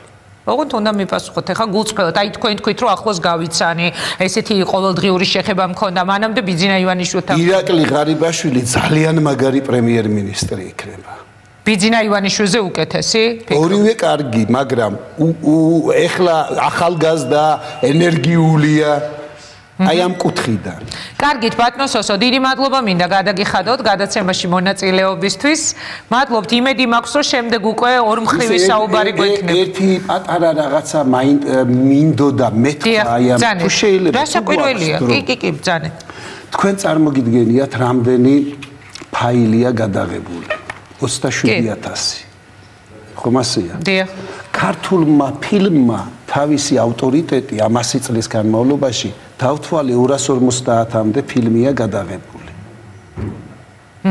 და ამათმა რეჟიმმა 9 წლის განმავლობაში გადაიღო 27000 ფაილი. უკაცრავად. კი, დაასრულეთ და მაშინ შემდეგ კითხოს მე. 27000. ანუ მე რა მინდოდა მეთქვა. აი როცა აი პირად ცხოვრებაზე გადაღებული. ლაპარაკობენ რომ განადგურდა. მე 100%-ით ვარ დარწმუნებული, რომ რამდენიც გინდა გაანადგურო, ის მაინც იქნება და იქნება სადღაც. ხო, ნუ ბუნებრივია ახლა კოპიები იქნება. მე მინდა აი რაღაც განცხადებასავით გამომდის, ის ყველა ადამიანი, ვისაც გადაღებულია ეს მასალები, ყველანი უნდა გახდეს ჩვენი მეგობარი. რას ნიშნავს? სადღეგრძელოს გავს ახლა ეს თქვენ ნიშნავს და შეიძლება ვიღაცამ ეს ძალიან ცუდად გამოიყენოს, ვიღაც გააქვთ რაიმე ინფორმაცია რომ კიდევ იგეგმება, ჩვენ ნახეთ ფაქტი. არა, ვისაც აქვს ეს მასალები, შეიძლება ძალიან ცუდად გამოიყენოს. დიახ. და ამიტომ თითოეული ეს ადამიანი უნდა გახდეს ჩვენი ახლობელი, რომ მიგვიყანონ იქამდე, სად შეიძლება ეს მასალები იყოს. თქვენ როგორ ფიქრობთ? ან თუ გაქვთ ინფორმაცია, ან თუ დაინტერესებულ ხართ, ყოფილ შინაგან საქმეთა მინისტრთან თუ გისაუბრიათ ამაზე, ახლანდელისთვის თუ კი დაგისვამთ ეს კითხვა, იგივე მოსმენები როცა იყო ბატონო სოსო, გამომდინარე იქიდან რომ ასე გაწუხებთ ეს თემა. მე მაწუხებს ეს თემა, იმიტომ რომ მე არ მინდა რომ სახელმწიფოსთვის ზიანის მომტანი იყოს იმ ადამიანებისგან, ვისაცაა გადაღებული ეს. იქნება უფრო გაშიფროთ, რას გულისხმობთ? მე მგონი აქ გაშიფრულია ყველაფერი. ხომ შეიძლება ვიღაცას დაურეკოს? დიახ. და დააშანტაჟოს. ვინ სახელმწიფოს სამსახურშია და დააშანტაჟოს ამით. ამიტომ ყველა ის ადამიანი ჩვენი მეგობარი უნდა გახდეს, რომ გაგვიყვანოს იქ. აჰა, ანუ თემა სამართლიანობის აღდგენასთან დაკავშირებით ამ შემთხვევაში ჩიხში ხომ არ შედის? რატომ შედის? თუ კი ეს ადამიანები არსებობენ, ვისაც ხელი მიუწვდებათ იმ კადრებზე, ან და ხელი მიუწვდებათ იმ ადამიანებამდე. მე მიმთავრობის წევრებზე ლაპარაკობ. მაგას გეუბნებით სწორედ სამართლიანობის აღდგენის კონტექსტში რამდენად ხომ უნდა მორჩეს, იმიტომ რომ ჩვენ არ გვაქვს უფლება, რომ ჩავერიოთ ადამიანის ცხოვრებაში. გეთანხმებით, ამაზე არ და ადამიანს აქვს თავისი ცხოვრება. რასაკვირველი. ხო და ამიტომ ერთხელ და სამუდამოდ რომ მორჩეს ეს. ანუ ყველას ყველაფერი ეპატიოს და ამით დამთავრდეს და ეს მასალები რაღაც აი ამ მეგობრულ რეჟიმში გადავიდეს და გაქრეს თუ რაცა. არაფერი არ უნდა ეპატიოს. ყველა დასასჯელი უნდა დაისაჯოს.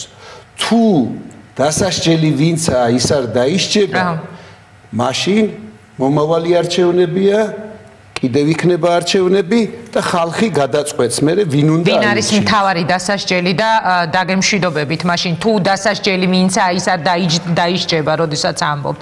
ვის გულისხმობთ? ვინ არის მთავარი დასასჯელი? მთავარი დასასჯელი არის მიხეილ სააკაშვილი. თქვენ მომხრე ხართ რომ ის დააპატიმრო, უნდა უშვათ? გააქვთ რაიმე ისეთი მტკიცებულებები, ვის წინააღმდეგ ფლობთ რაიმე ისეთი ინფორმაციას, რაც გარდაუვალს გახდის? არა, თქვენ დეპუტატი ბრძანდებით. ამ რეჟიმმა რაც ჩაიდინა ამ 9 წლის განმავლობაში. დიახ. ამ 9 წლის განმავლობაში მარტო ზურაბ ჟვანიას მკვლელობა რო ავიღოთ. მარტო ზურაბ ჟვანიას მკვლელობა ისე ყოფა ამ რეჟიმს. კი, თუმცა ჯერჯერობით ამის მტკიცებით ფორმით წარმოთქმა ძალიან შეუძლებელია ფაქტიურად, იმიტომ რომ მაგალითად გეტყვით მე ამ თემაზე მქონდა გადაცემა ზურაბ ჟვანიას გარდაცვალებასთან დაკავშირებით დაახლოებით თვენახევრის წინ და შემდეგ მყავდა ბატონი კბილაშვილი, რომელიც ჯერ კიდევ იყო მთავარი პროკურორი და მან ვერ თქვა პირდაპირ ეთერში ეს იყო მკვლელობა თუ არ იყო, ანუ ამას გულისხმობ მე. ძალიან რთულია თქო დასამტკიცებლად ეს ყველა. მე მგონი ძალიან ადვილი გამოსაძიებელია. და მაშინ რატო ვერ გამოიძია ეს ახალმა ხელისუფლებამ, ახალი ხელისუფლების პროკურატურამ? გამოიძიებენ ყველაფერს. ამიტომ შეიცვალა კბილაშვილი? არა, ამიტომ შეიცვალა თუ იმიტომ შეიცვალა, არ ვიცი, მაგრამ მე დარწმუნებული ვარ, რომ ყველაფერი იქნება გამოძიებული. წარმატებას გისურვებთ, ძალიან დიდი მადლობა რომ მიიღეთ მონაწილეობა ჩვენს გადაცემაში. მასზე ეს იყო სოსო ჯაჭვიანი, რამდენიმე წუთში ბარაკ ობამას წერილი ბიძინა ივანიშვილს, გადაცემას ევროინტეგრაციის მინისტრი ალექსი პეტრიაშვილი განაგრძობს, დაგველოდეთ რამდენიმე წუთში ეთერში ვართ. ჩვენთვის, ქართველებისთვის ევროპული ინტეგრაცია, ევროპაში ყოფნა, ეს ნიშნავს ცივილიზებულ სამყაროში ყოფნას და ზოგად საკაცობრიო ცხოვრებაში ჩვენი ღირსეული წვლილის შეტანას. ბარაკ ობამას წერილი ბიძინა ივანიშვილს, ამერიკის პრეზიდენტი ყოფილ პრემიერს მადლობას უხდის საქართველოს დემოკრატიის მდგრად განვითარებაში შეტანილი წვლილისთვის და აცხადებს, რომ ახალ პრემიერთან ირაკლი ღარიბაშვილთან თანამშრომლობას იმედით უყურებს, რაც ნიშნავს საქართველოსთვის ეს საერთაშორისო მხარდაჭერა ვილნიუსიდან ობამას წერილამდე. დღეს დიდ პოლიტიკაში საქართველოს ევროინტეგრაციის მინისტრი ალექსი პეტრიაშვილი. თბილისის დროით 20-სა და 15 წუთზე უკრაინის შინაგანი ჯარის სპეცრაზმი ოპოზიციის ოფისში შეიჭრა და დააკავა ისინი შენობის ღობიდან გადაძვნენ და თანამშრომლები იატაკზე დააწვინეს. კალაშნიკოვის ავტომატებით შეიარაღებულ სპეცრაზმელებს ოფისიდან ამ წუთებში გამოაქვთ ტექნიკა და დოკუმენტაცია. გათიშურია ფიჭური კავშირგაბმულობა ოფისის მიმდებარე ტერიტორიაზე. ამის პარალელურად მიმდინარეობს იმ ქუჩებში შეკრებილი აქციის მონაწილეების დარბევა, რომლებიც კიევის მთავარ დამოუკიდებლობის მოედანს ესაზღვრება. კიევში დამოუკიდებლობის მოედანზე შეკრებილი 10,000-ობით ადამიანი ამ დრომდე ხელისუფლებას ალყაში ყავს მოქცეული. სპეციალური დანიშნულების რაზმამ მოედნიდან ყველა გასასვლელი გადაკეტა. აქციის მონაწილეები ვარაუდობენ, რომ ხელისუფლება აქციის დაშლას უახლოეს მომავალში დაიწყებს, რადგან მოედნიდან გასასვლელი ერთადერთი საშუალება მეტროპოლიტენი მერიის გადაწყვეტილებით დაკეტეს. შეწყვეტილია ყველა იმ სადგურის მუშაობა, რომელიც დამოუკიდებლობის მოედანზე მდებარეობს. ამ წუთებში ცნობილი ხდება, რომ კიევში ტედრ აიენ ტივის შინაგან საქმეთა სამინისტროს ძალები NTV შინაგან საქმეთა სამინისტროს ძალებს აქვს დაკავებული ინფორმაციას იულია ტიმოშენკოს პრესმდივანი ავრცელებს, რომლის თქმითაც მას ტელევიზიის ჟურნალისტმა მოკლე შეტყობინება SOS ჩვენ დაგვიფრეს გამოუგზავნა. ინფორმაციას ადასტურებს ტელევიზიის ერთ-ერთი დირექტორიც, ხოლო ბოლო ცნობით ბერკუტებმა ინტერნეტ გამოცემა სენსორნეტი და ასევე სხვა ოფისებიც დაიკავეს. სპეცდანიშნულების რაზმები ჟურნალისტებს ტელეფონით სარგებლობის საშუალებას არ აძლევენ და სულ ბოლო ინფორმაციით ხვალ კიევში ჩასვლას აპირებს ევროკავშირის უმაღლესი კომისარი საგარეო ურთიერთობათა საკითხებში კეტრინ ეშტონი. საღამომშვიდობის ბატონო ალექსი, დიდი მადლობა რომ იღებთ მონაწილეობას ჩვენს გადაცემაში.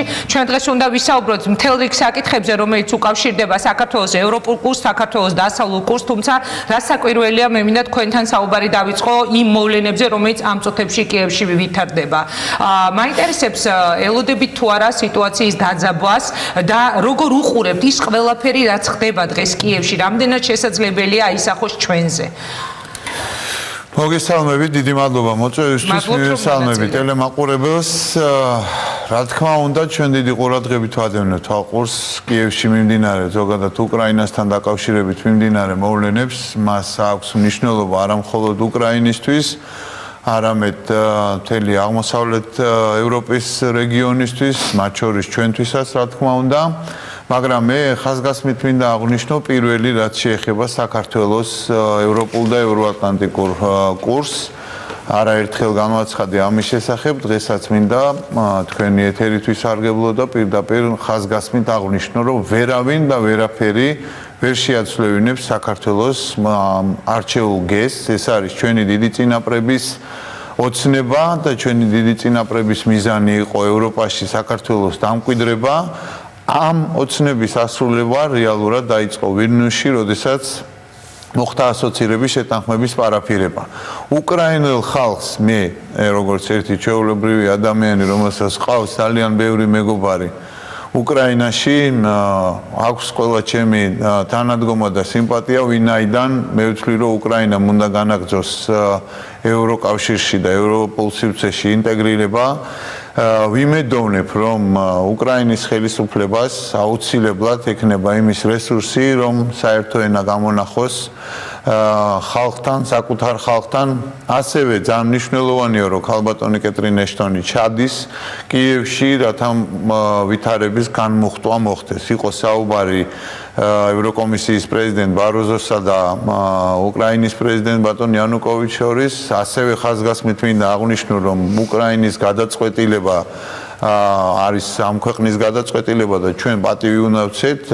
მათ აქვთ ამისთვის ალბათ საფუძველიც, მიზეზიც, არგუმენტებიც, მაგრამ მე ვთვლი, რომ უაღრესად მნიშვნელოვანია, რომ უკრაინამ განაგრძოს ევროკავშირში ინტეგრაცია, მოინახოს კომპრომისი ევროკავშირსა და უკრაინის ხელისუფლებას შორის, უკრაინის ხელისუფლებასა და უკრაინელ ხალხს შორის, იმიტომ რომ იქ არის მილიონობით ადამიანი, რომელსაც სურს თავისი ქვეყანა ისურვოს დემოკრატიულ, თავისუფალ ქვეყნების, თავისუფალი ქვეყნების თანამეგობრობაში და იმ სივრცეში, რომელსაც თავისუფალი და ერთიანი ევროპა ქვია. კი ბატონო, ერთი კითხვა მინდა დაგისვათ უკრაინასთან დაკავშირებით. ძალიან ბევრმა ქვეყანამ გამოუცხადა უკრაინას სოლიდარობა, უკრაინის დროშის ფერებში განათებული შენობები და ნაგებობები თუ პოლიტიკოსების ვიზიტი ამ აქციებზე. საქართველოს პარლამენტმა გააკეთა მხოლოდ განცხადება, შემოიფარგლა უпростоრედ განცხადებით, რის გამოც თქვენი პოლიტიკური ოპონენტების კრიტიკის ქარცეცხლში მოეკეცით. ხომ არ ფიქრობთ, რომ უფრო მკვეთრი პოზიცია უნდა დაეფიქსირებინა საქართველოს ხელისუფლებას კიევში განვითარებულ მოვლენებთან დაკავშირებით? იმდენად რამდენადაც ჩვენ აქვს საუბრობთ იმაზე, რამდენად შეიძლება ეს ყველაფერი რუსული აგრესია, რაც დღეს კიევისკენ არის მიმართული, შემდგომში წამოვიდეს ჩვენსკენ. პირველ რიგში თქვენი პასუხი მაინტერესებს, საკმარისი იყო, თქვენ როგორ ფიქრობთ, მხოლოდ პარლამენტის განცხადება? ძალიან მნიშვნელოვანი იყო, მე არ დავაკნინებდი მნიშვნელობას პარლამენტის განცხადების, მე ვთვლი, რომ არაერთ შესაძლებლობა იყო, როდესაც ჩვენ გამოვხატეთ ჩვენი სიმპათია და მხარდაჭერა უკრაინის ევროკავშირში ინტეგრაციის მიმართ. ამავე დროს ხაზგასმით მინდა აღვნიშნო, რომ ჩვენ ვართ პასუხისმგებლობის მქონე ხელისუფლება ჩვენ დიდი ყურადღებით ვადევნებთ თვალყურს ჩვენი სურვილი არ არის ნამდვილად პირველ რიგში უკრაინის შიდა საქმეებში ჩარევა მეორეს ერთი არის ამავე დროს ძალიან დიდი სურვილი იმისა რომ უკრაინამ განაგრძოს ევროინტეგრაციულ პროცესებში თანამონაწილეობა და ამის ღიად მხარდაჭერას ახორციელებს საქართველოს აღმასრულებელი და საკანონმდებლო ხელისუფლებაც. ადვილია მათთვის, ვინც აღარ არის ხელისუფლებაში, მიტინგზე გამოსვლაც, მიტინგში თანამონაწილეობა და სიტყვით მიმართვაც, მათ არავითარი პასუხისგებლობა აღარ აკისრიათ ქვეყნებს შორის ურთიერთობების განვითარებაზე, ასევე ჩვენი ოპონენტების ქარცეც მხოლოდ და მხოლოდ მივესალმები, დარწმუნებული ვარ, რომ ევროკავშირში გაწევრიანების შემდეგაც ეს ქარცეცხლი არ განელდება. რატომ ხართ მაგრამ არ განელდება უბრალოდ არ იყვნენ თქვენი წინამორბედები, ხელისუფლების წარმომადგენლები, იგივე ევროპული არჩევანის მომხრეები? იგი როგორ არა, უბრალოდ მე იმიტომაც ვიძახი ზუსტად ევროკავშირსა და ნატოში გაწევრიანებაც კი არ გაანელებს და არც უნდა განელდეს. დემოკრატიაც სწორედ ის არის, რომ ოპოზიციამ ხელისუფლება აკრიტიკოს, რა თქმა უნდა, უმჯობესი იქნება, რომ ეს იყოს საფუძვლიანი, სერიოზული, არგუმენტირებული კრიტიკა.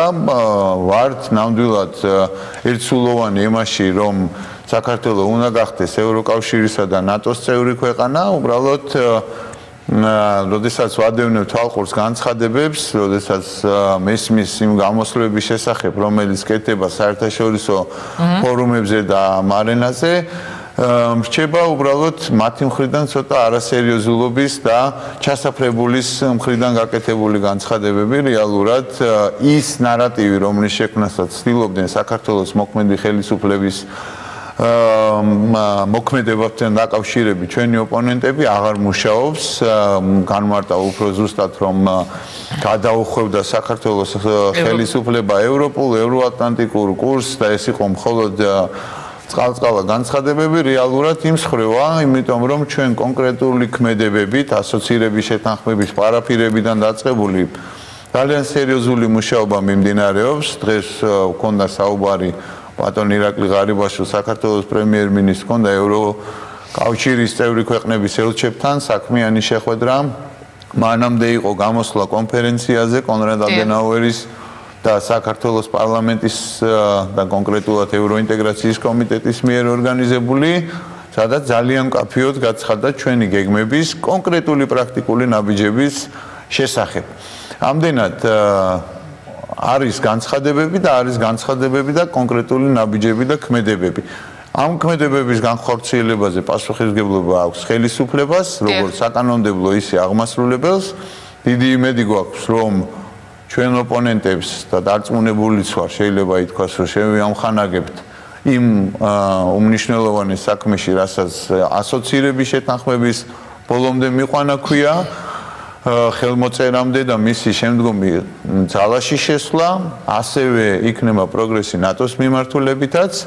შესაბამისად, არაფერი განსაკუთრებული არ ხდება. მე ჩვენ ძალიან ნორმალურად და წყნარად უყურებთ ამ კრიტიკას. მივესალმებით, რაც უფრო მეტად ჯანსაღი იქნება, სიმწვავის პრობლემა არ არის. თუმცა, მაშინ როდესაც თქვენ უყურებთ მშვიდად ამ ყველაფერს, დაუშვათ აფიქსირებთ ხმამაღლა და ძალიან ღიად ევროატლანტიკურ კურსს საქართველოს ამჟამინდელი ხელისუფლების, მე მინდა კიდევ ერთხელ გავიხსენო თქვენთან ერთად, რომ სწორედ ეს გახდა მთავარი პრობლემა უკრაინისთვის.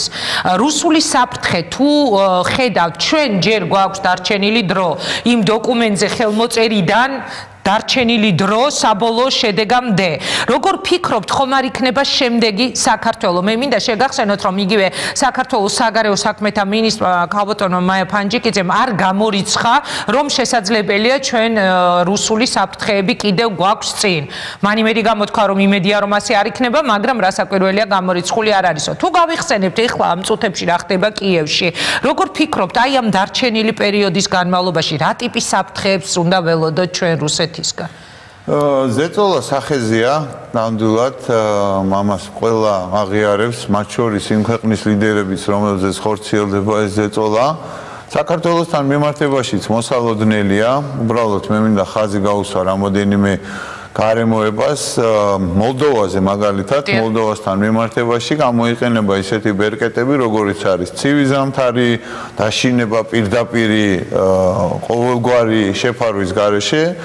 ბატონმა როგოზინმა განაცხადა მოლდოვაში ვიზიტის დროს, რომ წინგელი ძალიან ცივი ზამთარი, რაც ნიშნავს ენერგომატარებლების შეწყვეტას და ჩვენ ერთხელ უკვე გამოვცადეთ საკუთარ ემბარგო მოლდოვურ პროდუქციაზე.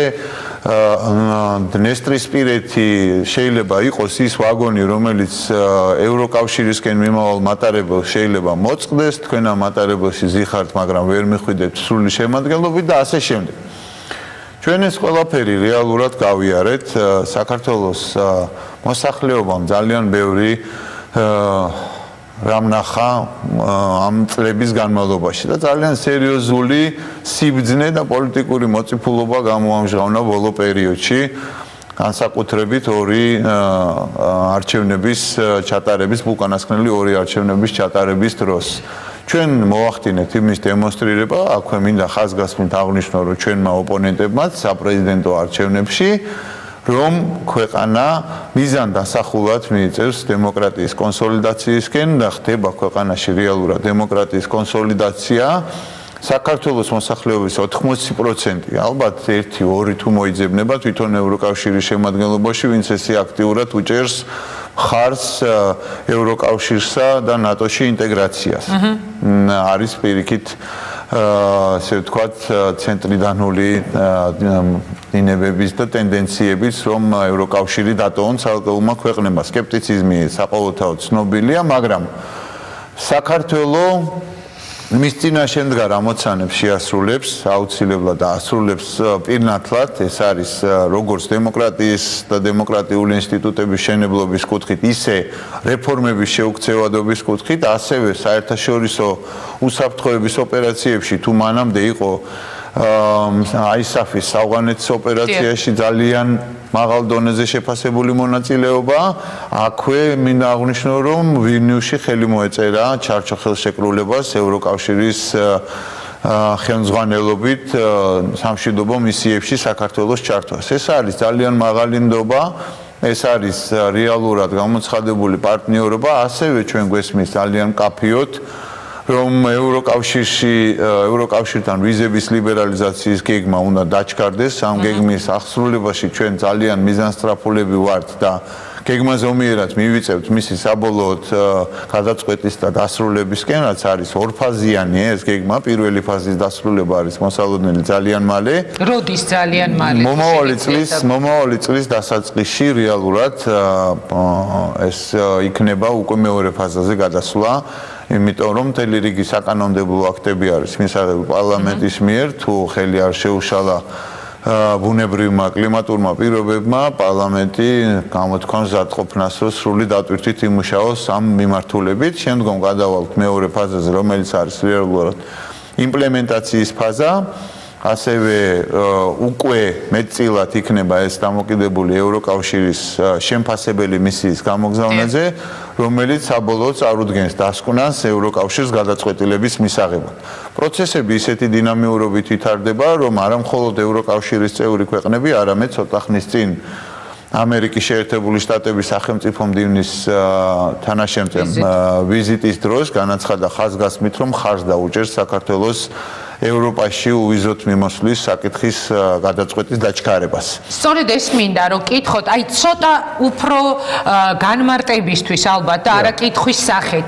ძალიან ბევრჯერ ამ სტუდიაშიც და სხვაგანაც მე მომისმენია პოლემიკა, გვჭირდება თუ არა ევროპა, გვჭირდება თუ არა ევროკავშირი, რა არის ეს ჩვენთვის, ჩვენი ქვეყნისთვის და მე მინდა უბრალოდ თქვენ განმარტოთ, რას ნიშნავს ეს ყველაფერი საქართველოსთვის. დიახ, ეს ნიშნავს გრძელვადიან პოლიტიკურ სტაბილურობას, უსაფრთხოებას, ეს ერთი.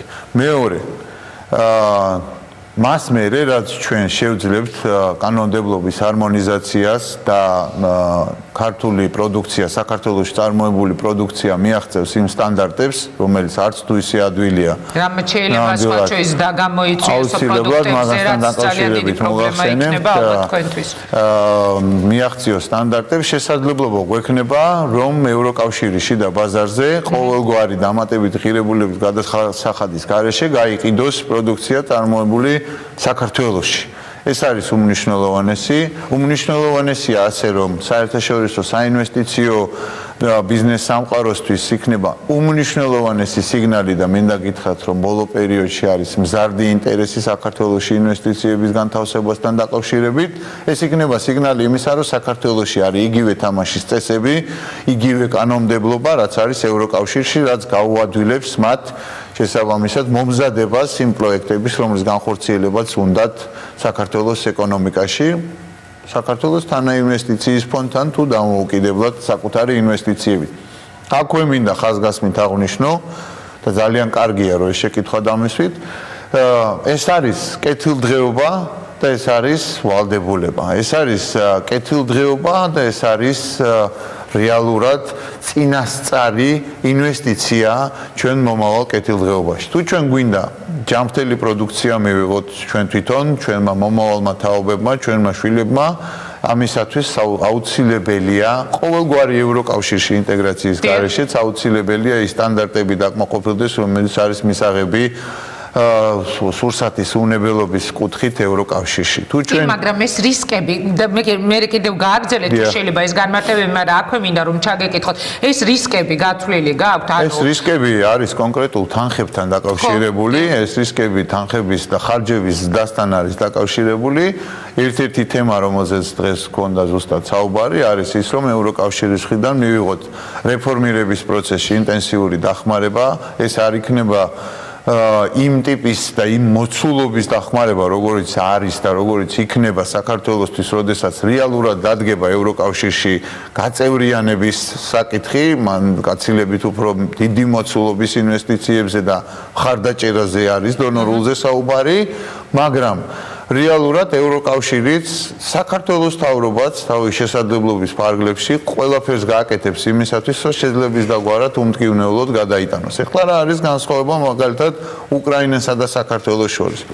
ინდუსტრია უკრაინის არის ძალიან მასშტაბური, არის ძალიან სერიოზული და მათი ევროკავშირის სტანდარტებამდე აყვანას მართლაც გაცილებით უფრო დიდი თანხები და რესურსები ჭირდება. ბევრი მიმართულებით, ეკონომიკის მიმართულებით დღეს საქართველოში ეხლა იყიდებს ფეხს რეალურად და ეხლა ხდება წარმოების აღორძინება. სოფლის მეურნეობა მაგალითად არის საქართველოსა და ევროკავშირის შორის ერთ-ერთი სამ პრიორიტეტთაგანი, რომელთა მიმართულებით განხორციელდება რეფორმები, არის იცით თქვენ პრინციპი მეტი მეტისთვის, მეტი რეფორმები, მეტი მხარდაჭერა, ასევე იგეგმება რომ აღმოსავლეთ პარტნიორობის შიგნით იყოს დიფერენცირებული მიდგომა, ვინაიდან საქართველოს ისწრაფვის ამტკიცებს ამას თავის ქმედებით, რომ რეფორმირება და მოდერნიზაცია მოხდეს ქვეყნის ძალიან ბევრი კომპანია, სხვათა შორის ძალიან ბევრი არა, ბევრი ქართული კომპანია, რომელმაც მძიმე გაკვეთილები და გამოცდილება შეიძინა რუსეთის 2006 წლის ემბარგოდან, შეძლო დაეძლია ეს კრიზისი, მოეხდინა ექსპორტის საექსპორტო ბაზრების დივერსიფიკაცია და დღეს უკვე პროდუქცია თუმცა ეს ძალიან მცირე პროცენტია. ჩვენ ვერ ვისაუბრებთ იმაზე, რომ ესაა ძალიან დიდი პროცენტი, რაც ძალიან მნიშვნელოვანია ჩვენი ქვეყნისთვის. ერთი კითხვა მინდა დაგისვათ, თუ შეიძლება თქვენ ახსენეთ 2006 წლის რუსეთის ემბარგო. მე წეგან როდესაც გესაუბრებოდით აი მოსალოდნელ საფრთხეებზე, ახალი ხელისუფლების პრინციპში უკვე ახალი რატო ხართ საკმაოდ დიდი პრობლემაა. ხელისუფლების ესე ჯობია, ალბათ დღეიდან ეს ფორმულირება უკეთესი იქნება. მოქმედი ხელისუფლების ერთ-ერთი მთავარი თემა, როდესაც იგი საუბრობს ხოლმე დაუშვათ რაღაცა თუნდაც პატარა მიღწევებზე რუსეთთან, არის გახსნილი ბაზარი, ბაზრის გახსნა. აი თუ ჩვენ წარმოვიდგენთ რა საფრთხეები და რა რისკები შეიძლება მივიღოთ რუსული აგრესიის კვალდაკვალ, ველოდოთ თუ არა იმას, რომ ისევ ჩაიკეტება ის რუსული ბაზარი, რომელიც თქვენთვის არის ერთ-ერთი ისეთი პლუსი ამ ურთიერთობებში. ველოდოთ თუ არა კიდევ უფრო უარეს საფრთხეებს, დაუშვათ იგივე ტერიტორიებთან დაკავშირებით, რაღაცა აფეთქება და წერტილებთან დაკავშირებით და ასე შემდეგ. ეგზისტენციალური, ანუ სასიცოცხლო მნიშვნელობის საფრთხეს რუსეთის ბაზრის ჩაკეტვა საქართველოსთვის საბედნიეროდ აღარ წარმოადგენს. აი თუნდაც ბოლო მონაცემებს თუ ავიღებთ, ღვინის ექსპორტის, ღვინის პროდუქციის ექსპორტის და არის ძალიან შესამჩნევი და მნიშვნელოვანი, მაგრამ ამ თუ არ ვცდები 90%-ით გაიზარდა, ამ 90%-ში დაახლოებით მეოთხედი უჭირავს რუსეთის ბაზარს. ეს არ არის ჩვენთვის თავარი ბაზარი უკვე დღეს. შესაბამისად, ისეთი ქვეყნები, როგორც არის აღმოსავლეთ პარტნიორობის, აღმოსავლეთ ევროპის ქვეყნები, ცენტრალური ევროპის ქვეყნები, იგივე თქვათ უკრაინასთან, ყაზახეთთან ჩვენ გვაქვს ძალიან კარგი სავაჭრო ურთიერთობები. ჩვენ რეალურად აღარ განვიხილავთ საქართველოს ეკონომიკა დღეს განსხვავებულია. აღარ განიხილავთ, რუსული ბაზარი აღარ არის იმდენად პრიორიტეტული. რუსული ბაზარი არის მნიშვნელოვანი, მაგრამ არა სასიცოცხლო მნიშვნელობა. მაგრამ რაც შეეხება მეწეგან თქვი, აი რაღაცა წერტილებს ჩვენს ქვეყანაში, იმაზე რომ აღარ ვისაუბროთ, რომ დაუშვათ მავთულხლართების დღემდე გადმოწევა ხდება და ასე შემდეგ. იგივე ბანკის სისტემა, მე მინდა შეგახსენოთ, რომ საპარლამენტო არჩევნებამდე სულ ცოტა ხნით ადრე კინაღამ დაიწყო რუსეთ-საქართველოს შორის სამხედრო მოქმედებები, ამაზე საუბრობდა დიმიტრი შაშკინი, ჩვენს ეთერში ყოფილი თავდაცვის მინისტრი, მე ლაფანყურის ოპერაცია მაქვს მხედველობაში. ანუ ასეთი ტიპის საფრთხეებს ხვარელით. საფრთხეების ანალიზი კეთდება. სხვათა შორის ჩვენი ხელისუფლება ძალიან აქტიურად მუშაობს ამ საფრთხეების ანალიზზე, რეალური გამოწვევების და რისკების. მავთულხლართების საოკუპაციო ხაზების გავლებასთან დაკავშირებით ეს პირდაპირ კავშირში იყო ერთმნიშვნელოვნად საქართველოს ხელისუფლების ურყევ კურსთან ევროპაში და ევროატლანტიკურ სივრცეში ინტეგრაციასთან. ეს იყო გამოწვევა, ეს იყო გამოცდა და ეს იყო ეგრეთ შეიძლება ასეც დაერქვას, ეს იყო გარკვეულწილად პროვოცირება საქართველოს ხელისუფლების თუ როგორი იქნებოდა რეაგირება ჩვენი მხრიდან.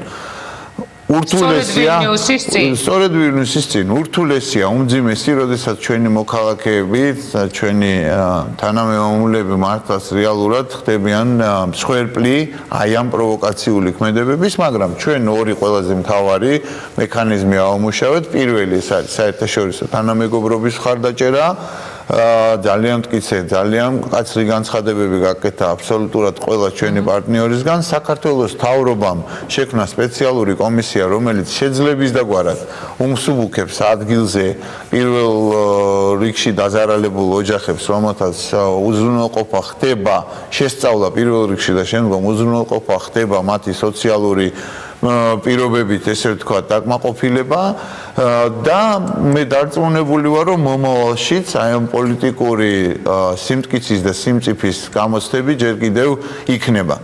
რაც შეეხება ბანკის ხეობას და რაც შეეხება ზოგადად ეგრეთ წოდებული ტერორისტული საქმიანობის, ბუნებრივია შესაძლებელია განვიხილოთ ესეც, რომ თუ კი რაიმე ტერორისტულ აქტს ექნება ადგილი და იქ გამოჩნდება ჩრდილოკავკასიური კვალი, მე ბუნებრივია შესაძლოა იყოს მცდელობა საქართველოსთან მიბმის. ჩვენის მხრივ დღესდღეობით რაც არის გაკეთებული. სოჭის ოლიმპიადის უსაფრთხოების უზრუნველყოფის მიზნით ჩვენ შევთავაზეთ რუსეთს თანამშრომლობა კონტრტერორისტულ საქმიანობაში. უფრო მეტიც, როდესაც ესეც კი ურეაქციოთ რეაგირების გარეშე დარჩა რუსეთის მხრიდან,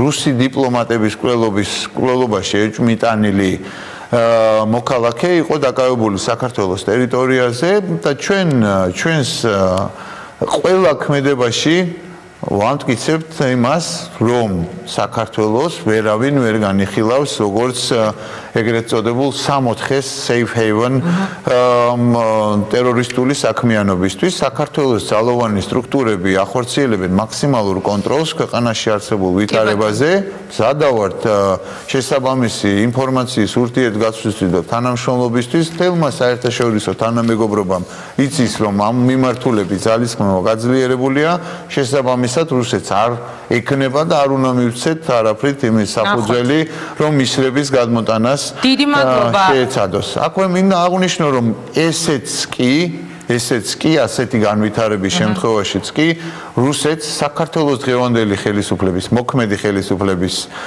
პირობებში რუსეთს ძალიან გაუჭირდება რეალურად ფართო მასშტაბიანი სამხედრო ოპერაციის განხორციელებაზე ფიქრიც კი, ვინაიდან ეს იქნება რეალურად ღია ანექსია, აგრესია დღეს თქვენ ხედავთ გერმანიის პრეზიდენტმა უარი განაცხადა სოჭის ოლიმპიადაში მონაწილეობაზე, თქვენ მოისმინეთ ვილნიუსის სამიძე ძალიან მკაცრი და მტკიცე განცხადებები, თვითონ რუსეთის ხელისუფალთ აქვთ სურვილი, რომ საქართველოსა და რუსეთს შორის ურთიერთობების ნორმალიზება მოხდეს, ამიტომაც საფუძველი და ნიადაგი აქვთ გამოცლილი იმისათვის, რომ რაღაც პროვოკაციებს ჩაგვითხრიან. თუმცა ყველაფრის ანალიზი კეთდება, რისკების დათვლა კეთდება, ბიზნესმენები სხვათა შორის ძალიან კარგად ითვლიან იმ რისკებს, რამდენადაც მე მაქვს ინფორმაცია, მუდმივად ყველა კონტრაქტი არის შეძლების დაკვალა მაქსიმალურად დაზღვეული თავის რუს პარტნიორებთან.